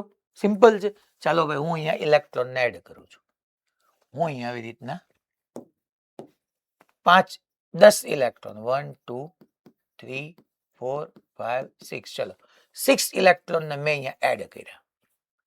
અચ્છા, આ કંડક્ટર હતો, પહેલા ઇનિશિયલી કંડક્ટર હતો એટલે એના ઉપર ચાર્જ નહીં હોય એમ? હશે ને, પોઝિટિવ ચાર્જ હશે, નેગેટિવ ચાર્જ હશે, બટ સેમ હશે, ન્યુટ્રલ હશે. ટૂંકમાં 20 પ્રોટોન હશે ને 20 ઇલેક્ટ્રોન હશે. પણ મેં હવે એક્સેસ 6 ઇલેક્ટ્રોન નાખ્યા તો 20 પ્રોટોનની સામે ઇલેક્ટ્રોન કેટલા થયા? 26. 20 પ્રોટોન 20 ઇલેક્ટ્રોન એકબીજાને ન્યુટ્રલ કરી નાખશે, પ્લસ ઇન માઇનસ ઈ પતી ગયું. બટ આ 6 ઇલેક્ટ્રોન એક્સ્ટ્રા આવ્યા તો આ 6 ઇલેક્ટ્રોન ક્યાં જશે સાહેબ? આ રહેશે ક્યાં? તમે અહીંયા 6 ઇલેક્ટ્રોન એડ કર્યા, તમે એના સેન્ટર સુધી લઈ ગયા અને સેન્ટર સુધી લઈને મૂકી દીધા તો એ જશે ક્યાં? ઈ એની બાઉન્ડ્રી પર જશે છોકરા. ઈ ઇલેક્ટ્રોન આવી રીતના આમ એરેન્જ થશે 1 2 3 4 5 અને 6. તમે અહીંયા વચ્ચે લઈ ગયા હશો ને, વચ્ચે લઈ ગયા હશો ને તમે 6 ઇલેક્ટ્રોનને લઈ ગયા ભાઈ, તો કે એના સેન્ટરમાં 2 ને 3 અહીંયા વચ્ચે લઈ ગયા. આ બધા એકબીજાને રિપેલ કરે, like charges repel each other, repel each other, repel each other, repel each other અને એની આઉટર મોસ્ટ સરફેસ સુધી આવી ગયા. બીકોઝ ઓફ કે આ કંડક્ટર છે, કંડક્ટરની અંદર ઇલેક્ટ્રોન ફ્રી ઇલેક્ટ્રોન છે, એ મૂવ કરી શકે છે. કેવા ઈ માંગુ છું હું તમને બેની અંદર કે હું કંડક્ટરને 6 ઇલેક્ટ્રોન આપું, એને હું ગમે ત્યાં એના અંદર લઈ જઈને મૂકું. સાંભળી લો મારી વાત, અહીંયા જોઈ લો, આ રિજિયનમાં મૂકું, અહીંયા મૂકું, અહીંયા મૂકું, અહીંયા મૂકું, એનો છેલ્લો એન્ડ એ સરફેસ સુધી જવાનો જ છે, કારણ કે એકબીજાને રિપેલ કરીને છેલ્લામાં છેલ્લા ક્યાં જઈ શકે? સરફેસ સુધી જઈ શકે. હજી સમય મળશે તો એ સરફેસમાંથી બહાર લીકે થઈ જશે. કેપેસિટરના કેસની અંદર આપણે સમજશું. કેપેસિટરમાં કારણ કે અહીંયા તે આ ઇલેક્ટ્રોન ને રિપેલ તો કરે જ છે ને, કે Q1 Q2 બાય સ્ક્વેર થી. પણ આ 6 ઇલેક્ટ્રોન 1 2 3 4 5 6 એને પકડીને હું અહીંયા જ મૂકી દઉં. આમ 1 2 3 4 5 6 7 અહીંયા જ લાઈ કરશે. ટૂંકમાં કંડક્ટરને તમે બહારથી ઇલેક્ટ્રોન એડ કરો ને, ગમે ત્યાં એડ કરીને લઈ જાઓ, વચ્ચે લઈ જાઓ, સેન્ટરમાં, ગમે ત્યાં, એ છેલ્લો એનો એન્ડ સરફેસ સુધી વ્યાજ જવાના છે. પણ તમે એ ઇન્સ્યુલેટર અથવા નોન મેટલને તમે બહારથી ચાર્જ આપશો તો જ્યાં આપશો ત્યાં જ પડ્યો રહેશે. મેં ચાર્જ અહીંયા હું 6 ઇલેક્ટ્રોન અહીંયા લેવો તો ત્યાં જ પડ્યા રહેશે. અહીંયા એકબીજાને રિપેલ કરતા હોવા છતાંય મૂવ કરીને, ગતિ કરીને સરફેસ સુધી નહીં જાય. વાય? બીકોઝ ઓફ આ નોન મેટલની અંદર, ઇન્સ્યુલેટરની અંદર ઇલેક્ટ્રોન કે ચાર્જ ફ્રી કરવા મૂવ કરવા માટે ફ્રી નથી, ફ્રી ઇલેક્ટ્રોન નથી. ટૂંકમાં આ 2 પોઈન્ટ ખાસ તમારા ધ્યાનમાં રાખજો. આની ઉપર મેં કીધું એમ ટેક્સ એક્સરસાઇઝ એ છે, કોન્સેપ્ચ્યુઅલ ક્વેશ્ચન આવી શકે તમારી વાત કે જો હું મેટલ્સને બહારથી ચાર્જ આપું તો ગમે ત્યાં હું મૂકીશ એ રિપેલ કરીને સરફેસ સુધી જઈ જ જશે. પણ જો હું ઇન્સ્યુલેટરને ચાર્જ આપીશ તો જ્યાં આપીશ ત્યાં જ નહીં પડ્યા રહેશે, એ મૂવ નહીં કરે. ચલો હવે આપણે છોકરાઓ ચાર્જિંગ સમજીએ. ચાર્જિંગ આપણે 5-6 રીતે ભણવું છે. પેલા ચાર્જિંગ આપણે કોન્ટેક્ટ થી ભણશું, ચાર્જિંગ બાય ફ્રિક્શન સમજશું, ચાર્જિંગ બાય ઇન્ડક્શન સમજશું, પછી ચાર્જિંગ બાય થર્મોનિક પ્રોસેસથી સમજશું, ચાર્જિંગ બાય ફિલ્ડ એમિશન સમજશું, ચાર્જિંગ બાય ફોટોઇલેક્ટ્રિક ઇફેક્ટ સમજશું. આપણે રીતના અલગ અલગ રીતે પહેલા આપણે મેઇન 3 રીત ભણી લઈએ, પછી હું તમને બાકી બધું કીધું. ચાલો, charging of a body.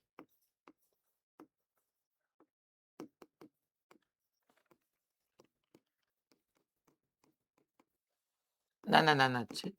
Charging of a body એટલે પહેલા તો તમને ખબર પડવી જોઈએ કે ચાર્જિંગ એટલે હું, તો કે સાહેબે કીધું હતું ચાર્જિંગ એટલે કાં તો ઇલેક્ટ્રોન ને એડ કરવાને કાં તો ઇલેક્ટ્રોન ને રિમૂવ કરવા, એટલે આપણે ચાર્જિંગ કર્યું કહેવાય.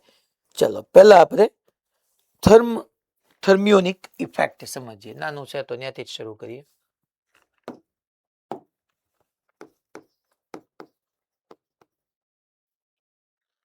થર્મિયોનિક ઇફેક્ટ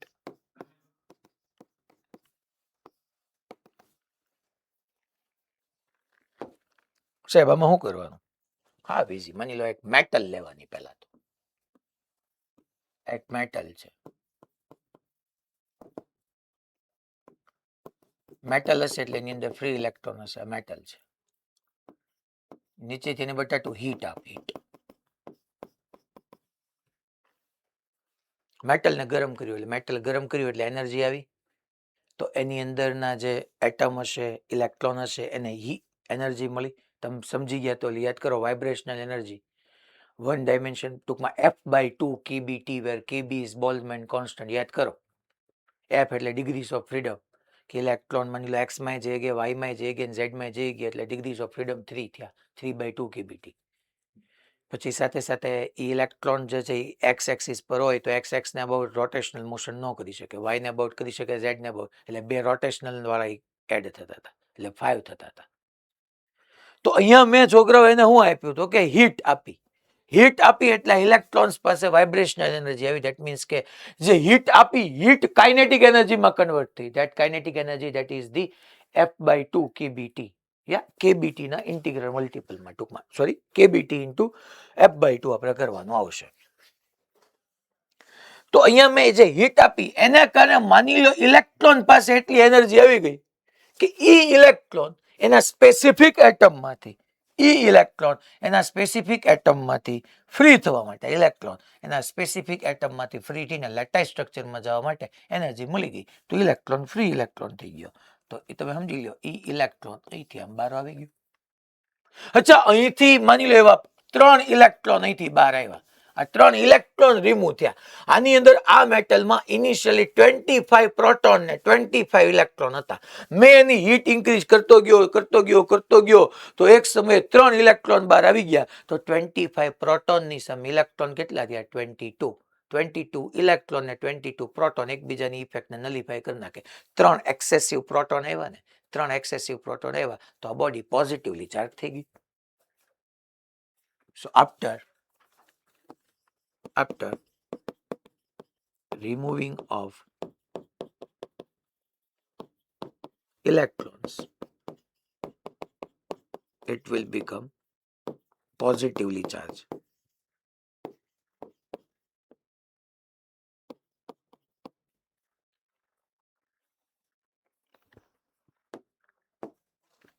Second,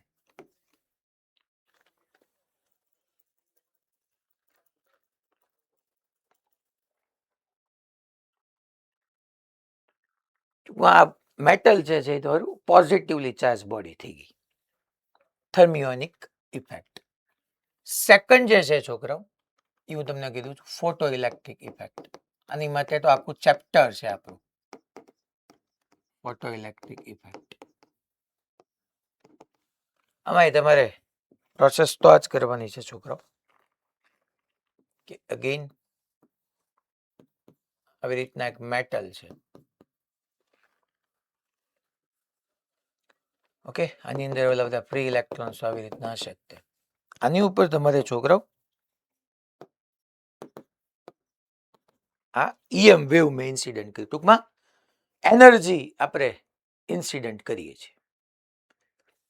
અચ્છા, તમે કેમેસ્ટ્રીમાં ભણી ગયા છો, એનર્જીનું નાનામાં નાનું વેલ્યુ છે ને ફોટોન કહેવાય. ફોટોન આવે ને, આવું ફોટોન નામ સાંભળ્યું ને ભાઈ? હેલો.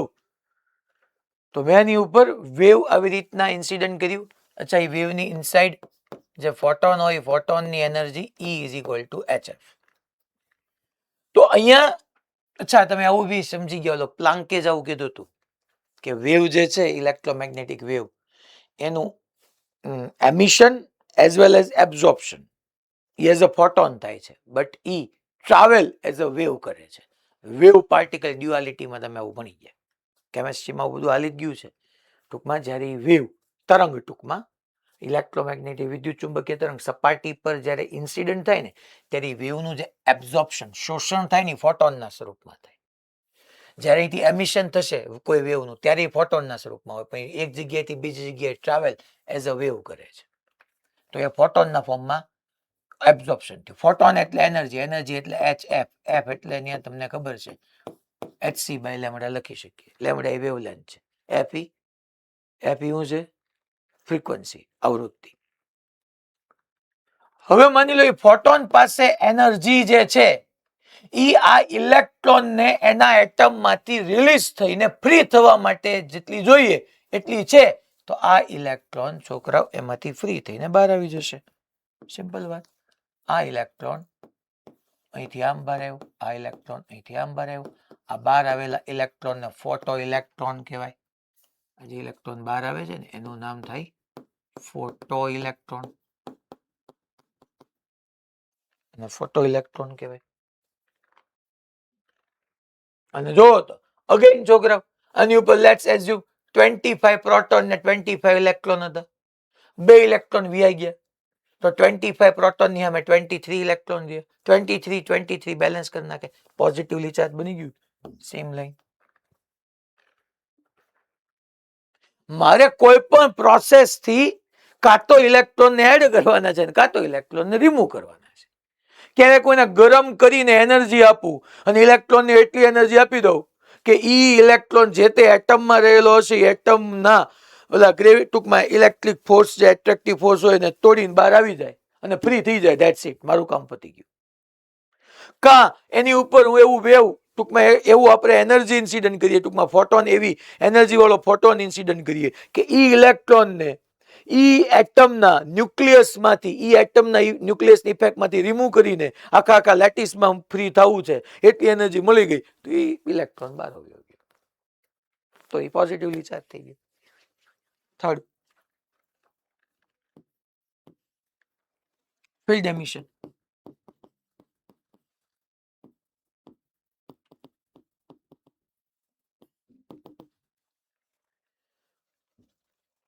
માની લો અહીંયા છોકરાઓ એક આવી રીતની મેટલની પ્લેટ છે,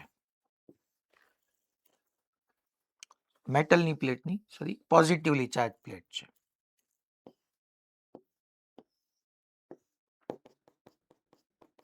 આ પોઝિટિવલી ચાર્જ એટલે ટૂંકમાં access number of positive charge હશે. એવું ઘણા તો એક્સેપ્ટ તો તમે એટલા બધા પોઝિટિવ લાવ્યા ક્યાંથી હશો એમ સમજો ને કે આના ઉપર તમને 3 ને 3 6 ને 2 8 પોઝિટિવ ચાર્જ દેખાય છે, 8 પ્રોટોન્સ દેખાય છે, એમ સમજો કે મેં એના ઉપર 8 ઇલેક્ટ્રોન ને રિમૂવ કરી નાખ્યા છે એટલે એ પોઝિટિવલી ચાર્જ બની ગયું છે. અચ્છા, પોઝિટિવ ચાર્જ છે, સામે હું એક ન્યુટ્રલ સ્ફિયર રાખું, સામે હું એક આવી રીતનો ન્યુટ્રલ સ્ફિયર રાખું, આ ન્યુટ્રલ સ્ફિયર છે.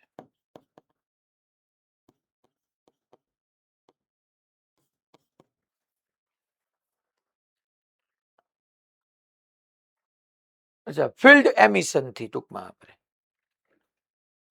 હવે હું તમને એમ કહું કે છોકરાઓ આ પોઝિટિવ ચાર્જ અહીંથી કોને પુલ કરશે? ઇલેક્ટ્રોનને પુલ કરશે, કારણ કે પોઝિટિવ ઇલેક્ટ્રોનને એટ્રેક્ટ કરે. ઇલેક્ટ્રોનને આમ એટ્રેક્ટ કરતા ગયા. પહેલા શું હતું તો કે ન્યુટ્રલ સ્ફિયર, પણ ન્યુટ્રલ મેટલ સ્ફિયર હતો, કારણ કે આપણે બધી વાત મેટલ માટે જ કરવાના છે. તો આમાંથી શું થયું તો કે આ એક ઇલેક્ટ્રોન માની લો અહીંયા હતો, આ ઇલેક્ટ્રોન હતો એને અહીંથી આમ પુલ કર્યો, અહીંયા એક ઇલેક્ટ્રોન હતો આમ પુલ કર્યો, આ ઇલેક્ટ્રોનને આમ. હા, પ્રોટોનને ડેફિનેટલી છોકરાવી રિપલ કરતો હોય, અહીંયા બાજુમાં પ્રોટોન હતો એને રિપલ કર્યો, આ પ્રોટોનને આમ રિપલ કર્યો, આ પ્રોટોનને આમ રિપલ કર્યો. એમ કરતા છોકરાઓ તમને ખબર જ છે મેટલ એટલે ક્યાં સુધી આવવાના તો કે સરફેસ સુધી તો આવી જ જવાના. એટલે અહીંયા બધી જગ્યાએ નેગેટિવ, આ નેગેટિવ, આ નેગેટિવ, સામે બધી જગ્યાએ પોઝિટિવ પોઝિટિવ પોઝિટિવ, પણ એને બંધ ન કર્યું, આને છોકરાઓ પુલ કરીને બહાર કાઢી નાખ્યા, ઇલેક્ટ્રોનને ફ્રી કરી નાખ્યા. ઇલેક્ટ્રોન ફ્રી થઈ ગયા એમાંથી, ત્રણેય ઇલેક્ટ્રોન. અને ત્રણેય ઇલેક્ટ્રોન ફ્રી થઈ ગયા, ધેટ મીન્સ કે આની અંદર અગેન ટોટલ 25 પ્રોટોન ને 25 ઇલેક્ટ્રોન હતા, એમાંથી 3 ઇલેક્ટ્રોન ને પકડીને બહાર કાઢી નાખ્યા, બાકી બધાને ન કાઢ્યા. ઇલેક્ટ્રિક ફિલ્ડ ફોર્સ એટલું લગાડ્યું, 3 ઇલેક્ટ્રોન બહાર આવી ગયા. ટૂંકમાં બહાર આવવા માટે જે એનર્જી આપવી જોઈએ એ આ ઇલેક્ટ્રિક ફિલ્ડ થી એટલી એનર્જી મળી ગઈ એને, તો એ ત્રણેય બહાર આવી ગયા.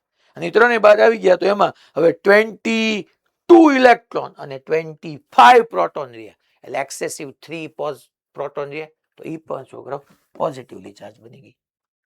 આખો સ્ફિયર પોઝિટિવલી ચાર્જ બની ગયો. ટૂંકમાં ચાર્જિંગ હું કાં તો ઇલેક્ટ્રોનને એડ કરીને કાં તો રિમૂવ કરીને કરી શકીશ. આ મેં તમને 3 પ્રોસેસ ભણાવી કે જે 3 પ્રોસેસમાં આપણે ઇલેક્ટ્રોનને રિમૂવ કર્યા. 3માં ઇલેક્ટ્રોનને રિમૂવ કર્યા એટલે પોઝિટિવલી ચાર્જ બન્યા, ચાર્જિંગ થયું કહેવાય body. Fourth process charging by conduction યા બાય કોન્ટેક્ટ, જે તમે કહેતા હો.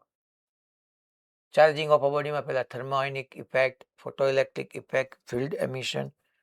હવે fourth charging of a body by conduction या contact.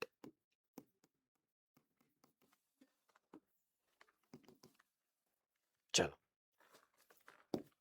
એટલે અહીંયા હું તમને એમ કહેવા માંગુ છું કે અગેન આ એક આ રેડિયસ વાળો સ્ફિયર છે અને બીજો જ મેં જો પેસ્ટ કરીને લીધો, બીજો જ એવો એક આ રેડિયસ વાળો, બે આઈડેન્ટિકલ છે, બેની રેડિયસ સેમ છે. આની રેડિયસ સ્મોલ આર છે, આની રેડિયસ બી સ્મોલ આર છે.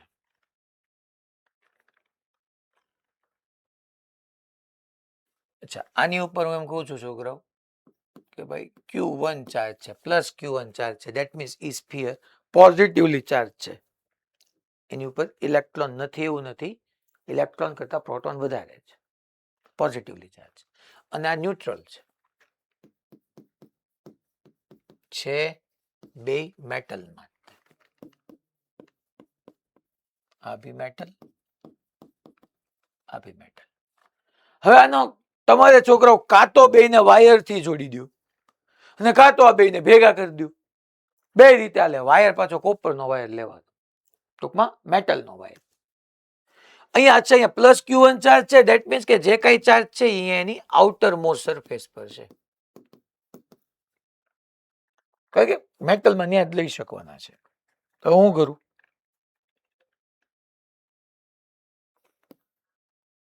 તો કે આ બે જે હતા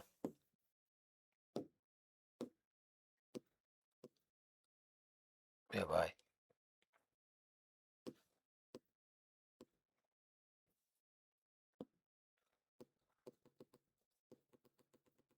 બહુ કર્યા તો ડખા થઈ ગયા. કાંઈ વાંધો નહીં, ફરીથી ડ્રો કરી નાખો. Can you select? Can you select? Select છે ને. આપણે મેં તમને એમ કીધું હતું કે આ એક આપણી પાસે સ્ફિયર હતો, આ બીજો સ્ફિયર હતો. નાનો મોટો કેમ આવ્યો? ઠીક આ આપણે ભૂલ ખાઈ તો નહીં જ ખાઈ. કોપી આની નહોતી કરી, કોપી ઓલાની કરી હતી. Copy paste. આ બે સ્ફિયર હતા, બે આઈડેન્ટિકલ હતા.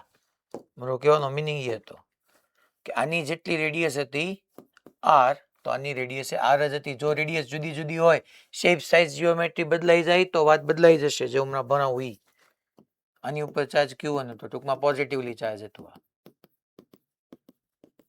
આ ન્યુટ્રલ હતું એવું મેં તમને કીધું. આ તટસ્થ હતું. હવે કાં તો આ બેને અડાડી ભેગા કરી દો અને કાં તો એને છોકરાઓ સેપરેટ કરી દો. મીન્સ કે હું અને ટૂંકમાં સેપરેટ એટલે કાંઈને ટૂંકમાં વાયરથી જોડી દો અથવા કાંઈને ભેગા કરી દો. તો શું થશે જો તમે માની લો મેં આને આમ થોડુંક નજીક લઈ આવ્યું અને આને આમ નજીક લઈ આવ્યો, બેને અડાડી દીધા. જો બે આર આર રેડિયસ ના હતા.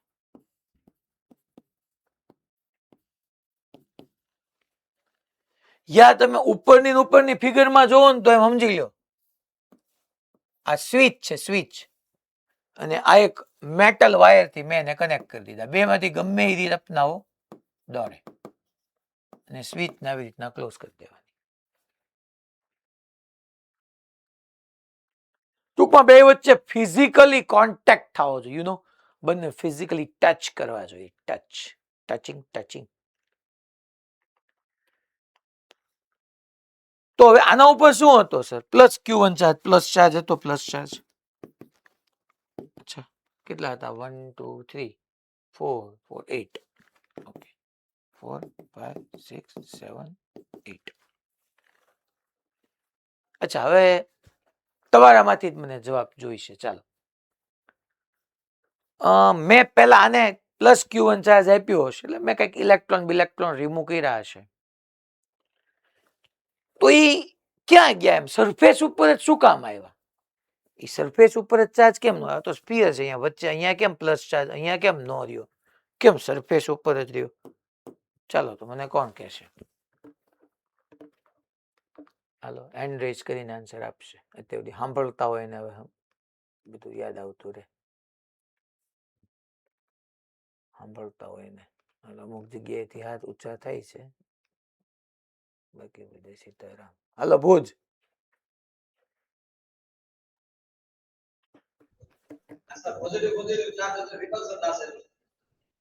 Okay, positive charge repel. પણ એમની સાંભળ મારી વાત. તો હું તને એમ કહું છું કે ઈ અહીંયા બાઉન્ડ્રી સુધી શું કામ આવ્યા? એનાથી આગળ કેમ ન ગયા?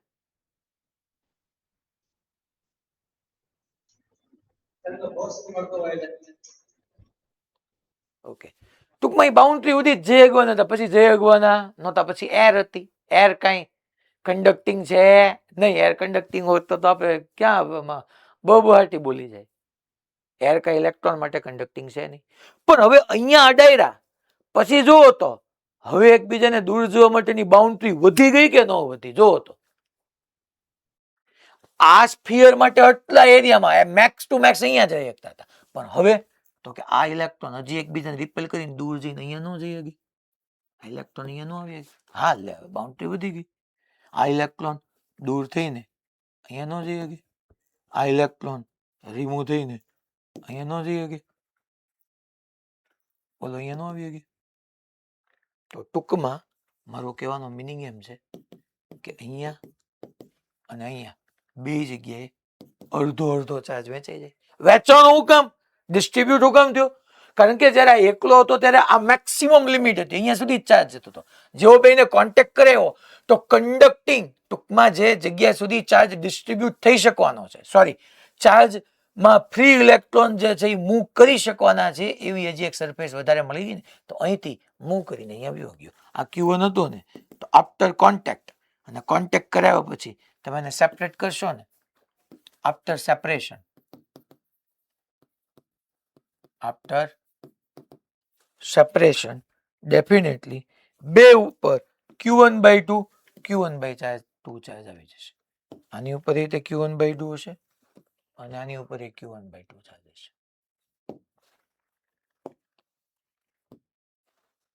આની રેડિયસ હવે કેપિટલ આર કહીએ, આની રેડિયસ એ કેપિટલ આર કહીએ, તો આના ઉપર એ Q1/2, આના ઉપર એ Q1. ટોટલ પહેલા આના ઉપર Q1 હતો, આના ઉપર 0 હતો. બેને કોન્ટેક્ટ કર્યા, છૂટા કરી દીધા, તો બે ઉપર અડધો અડધો વયો ગયો. પણ આવું થવા માટેની condition, it is possible only for identical object. આ અડધો અડધો જ કેમ ગયો? કારણ કે બે આઈડેન્ટિકલ હતા, બે આર રેડિયસ ના હતા, એટલે Q1/2 ને Q1/2 ગયા. કારણ કે જેટલી અહીંયા સરફેસ મળતી હતી એટલી જ બીજી સામે મળી. અહીંથી એને દૂર જવું તું, પણ આજુબાજુ હવા આવી ગઈ એટલે જઈ નહોતા શકતા. બીજી સરફેસ મળી, કન્ડક્ટિંગ સરફેસ મળી, તો એ પાછી એના જેટલી જ મળી, એટલે અડધો અડધા ડિસ્ટ્રીબ્યુટ થઈ ગયા. ટૂંકમાં હવે આના ઉપરથી હું તમને એક્ઝામ્પલ અમુક પૂછું કે ભાઈ માની લો આ એક સ્ફિયર છે, એની ઉપર 10 માઇક્રોકુલમ ચાર્જ છે, R રેડિયસનો સ્ફિયર, R1 રેડિયસનો સ્ફિયર છે. બીજો બી આ એક R1 રેડિયસનો જ સ્ફિયર છે, એની ઉપર 5 માઇક્રોકુલમ ચાર્જ છે. બેને એકબીજા એવા કોન્ટેક્ટમાં લાવો છો, આફ્ટર સેપરેશન ચાર્જ કેટલો થશે? આફ્ટર સેપરેશન બે ઉપર ચાર્જ કેટલો થશે? ચાલો ગણીને મને કહેજો. બીજો એક્ઝામ્પલ, આ એક R1 રેડિયસનો સ્ફિયર છે, એની ઉપર 20 માઇક્રોકુલમ ચાર્જ છે. બીજો બી આ એક R1 રેડિયસનો સ્ફિયર છે, એની ઉપર -10 માઇક્રોકુલમ ચાર્જ છે, અને બંનેને કોન્ટેક્ટમાં લાવું છું આફ્ટર સેપરેશન ચાર્જ પૂછી રહ્યો છું. ત્રીજો એક R1 રેડિયસનો સ્ફિયર છે, એક R2 રેડિયસનો સ્ફિયર છે, આની ઉપર 10 માઇક્રોકુલમ ચાર્જ છે, આની ઉપર 5 માઇક્રોકુલમ ચાર્જ છે. બેને એકબીજા સાથે કોન્ટેક્ટમાં લાવું છું અને આફ્ટર સેપરેશન હું ઇન્ડિવિજ્યુઅલ ચાર્જ પૂછું છું. આ બધાની વેલ્યુ Q1, આ Q2, આ Q1, આ Q2, Q1, Q2.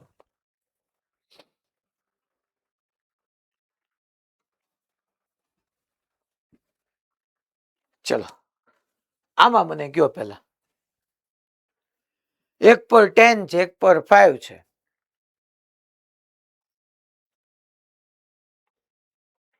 કોઈ કહેશે આફ્ટર સેપરેશન બેને ભેગા કર્યા, ટૂંકમાં બેને એકબીજા કોન્ટેક્ટમાં લાવ્યા અને પછી છૂટા કર્યા. હા જામનગર 7.5 માઇક્રોકુલમ. Yes very good. તમારે શું કરવાનું? બેનું એડિશન કરીને ડિવાઈડ બાય 2, 10 + 5 15, 15/2 7.5 માઇક્રોકુલમ. જેવા તમે બેને સેપરેટ કરશો તો આ R1 એની ઉપર હવે Q1 ની કહેવાય, Q1 ડેશ કહેવાશે, 7.5 માઇક્રોકુલમ. આના ઉપર ની રેડિયસ કેટલી? R2, એના ઉપર Q2 ડેશ કહેવાશે, ધેટ ઇઝ 7.5 માઇક્રોકુલમ. ટૂંકમાં તમારે કરવાનું શું અહીંયા ઇન્ડિવિજ્યુઅલ બે સરખો જ થઈ જવાનો હોય તો Q1 dash is equal two Q2 dash formula યાદ રાખી લો Q1 પ્લસ Q2/2 કરવાનું છે અલ્ટિમેટલી આ કરવાનું છે. ચાલો અહીંયા એક્ઝામ્પલમાં બીજા એક્ઝામ્પલમાં માક્યો એમાં શું કરશું આપણે ચલો આમાં મને આન્સર જોઈશે આમાં આન્સર આપશે પોરબંદર ભાઈબંધ હાલ સર બેના 5 થઈ જશે +5 હા બેટા બેના +5 થઈ જશે okay very good +5 yes R1 અને આ R2 બેને આપણે કોન્ટેક્ટમાં લાવ્યા અને પછી બંનેને સેપરેટ કર્યા R1 તો Q1 ડેશ અને મારે Q2 ડેશ જોતો હતો તો ફોર્મ્યુલા મેં તમને કીધેલી જ છે કે તમારે શું કરવાનું તો કે સાહેબ Q1 dash is equal two Q2 dash is equal two formula છે અમારી પાસે પહેલાનો ચાર્જ બેનું એડિશન ડિવાઈડ બાય 2 પહેલાના ઉપર હતો 20 માઇક્રોકુલમ Q2 હતો -10/2 એટલે +10/2 તો 5 માઇક્રોકુલમ આવે 10/2 એટલે 5 તો આના ઉપર 5 આના ઉપર 5 હાલો એવી રીતના આનો આન્સર તો સીધો તમારી પાસે છે જ તે તમે જોયું એક વસ્તુ રિપીટ થઈ પહેલો અને ત્રીજા પ્રોબ્લેમમાં રિપીટ થઈ ને પહેલામાં 10 ને 5 હતું બીજામાં 10 ને 5 જ છે તો 10 + 5 15/2 7.5 નહીં થાય યસ ગુડ નહીં થાય કારણ કે અહીંયા બેની રેડિયસ જુદી જુદી છે આવતો જ થાય અહીંયા એક ડિફરન્સ છે અહીંયા R1 ને R2 છે તો બંનેનું એડિશન બાય 2 ત્યારે જ કરવાનું જ્યારે આઈડેન્ટિકલ સ્ફિયર હોય તો સાહેબ હવે કેમ થશે હવે આની એક ફોર્મ્યુલા છે આપણે મોડ્યુલમાં અહીંયા આપ્યું જ ને એટલા માટે મેં તમને અત્યારે કરાવ્યું આનું પ્રૂફ છેક પોટેન્શિયલ વાળા ચેપ્ટરમાં આવશે આની પછી પોટેન્શિયલ શરૂ કરશું ત્યાં આવશે કે આવું કેમ થાય એનું પ્રૂફ તો શું થશે અત્યારે ફોર્મ્યુલા તમે આ યાદ રાખી લો કે આ છોકરાઓ R1 રેડિયસ આ R2 રેડિયસ આફ્ટર સેપરેશન આની ઉપરનો ચાર્જ કેટલો હશે ખબર છે Q1 ડેશ તો કે ટોટલ ચાર્જ લેવાનો capital Q that is total charge તમે કોની ઉપરની સ્ફિયર ચાર્જ ફાઇન્ડ કરી ગયો તો કે R1 રેડિયસની તો કે એની રેડિયસ અપોન બંનેના રેડિયસનો સમેશન Q2 ડેશ કેટલો હશે તો કે ટોટલ ચાર્જ જોઈ લો પહેલા અહીંયા ટોટલ ચાર્જ કેટલો થશે capital Q is equal two Q1 + Q2 total charge તમે બીજા સ્ફિયર પર ચાર્જ ફાઇન્ડ કરી રહ્યા છો આફ્ટર સેપરેશન જે સ્ફિયર પર ચાર્જ ફાઇન્ડ કરી રહ્યા હોય આફ્ટર સેપરેશન એની રેડિયસ લખવાની અપોન બંનેની રેડિયસનું તમે ખાલી એટલું ઇક્વેશન જ યાદ રાખવાનું છે બાકી મેં R1 R2 તમને નથી આપ્યા તમે એક્ઝામ્પલમાં કન્વર્ટ કરી નાખો હોય તો આને 2 સેન્ટીમીટર કહી દો આને 3 સેન્ટીમીટર કહી દો જો કન્વર્ટ કરવું હોય તો હો ભાઈ બાકી કઈ જરૂરી નથી મેં તો તમને ઈ સમજાવવા માટે કીધું હતું કે અહીંયા 7.5 નો થાય અહીંયા આવી રીતના કેલ્ક્યુલેટ કરવું પડે ટોટલ ચાર્જ ઇન્ટુ જે સ્ફિયર પર તમે ચાર્જ ફાઇન્ડ કરી રહ્યો છો એની રેડિયસ અને ડિનોમિનેટરમાં બંનેની રેડિયસનું એડિશન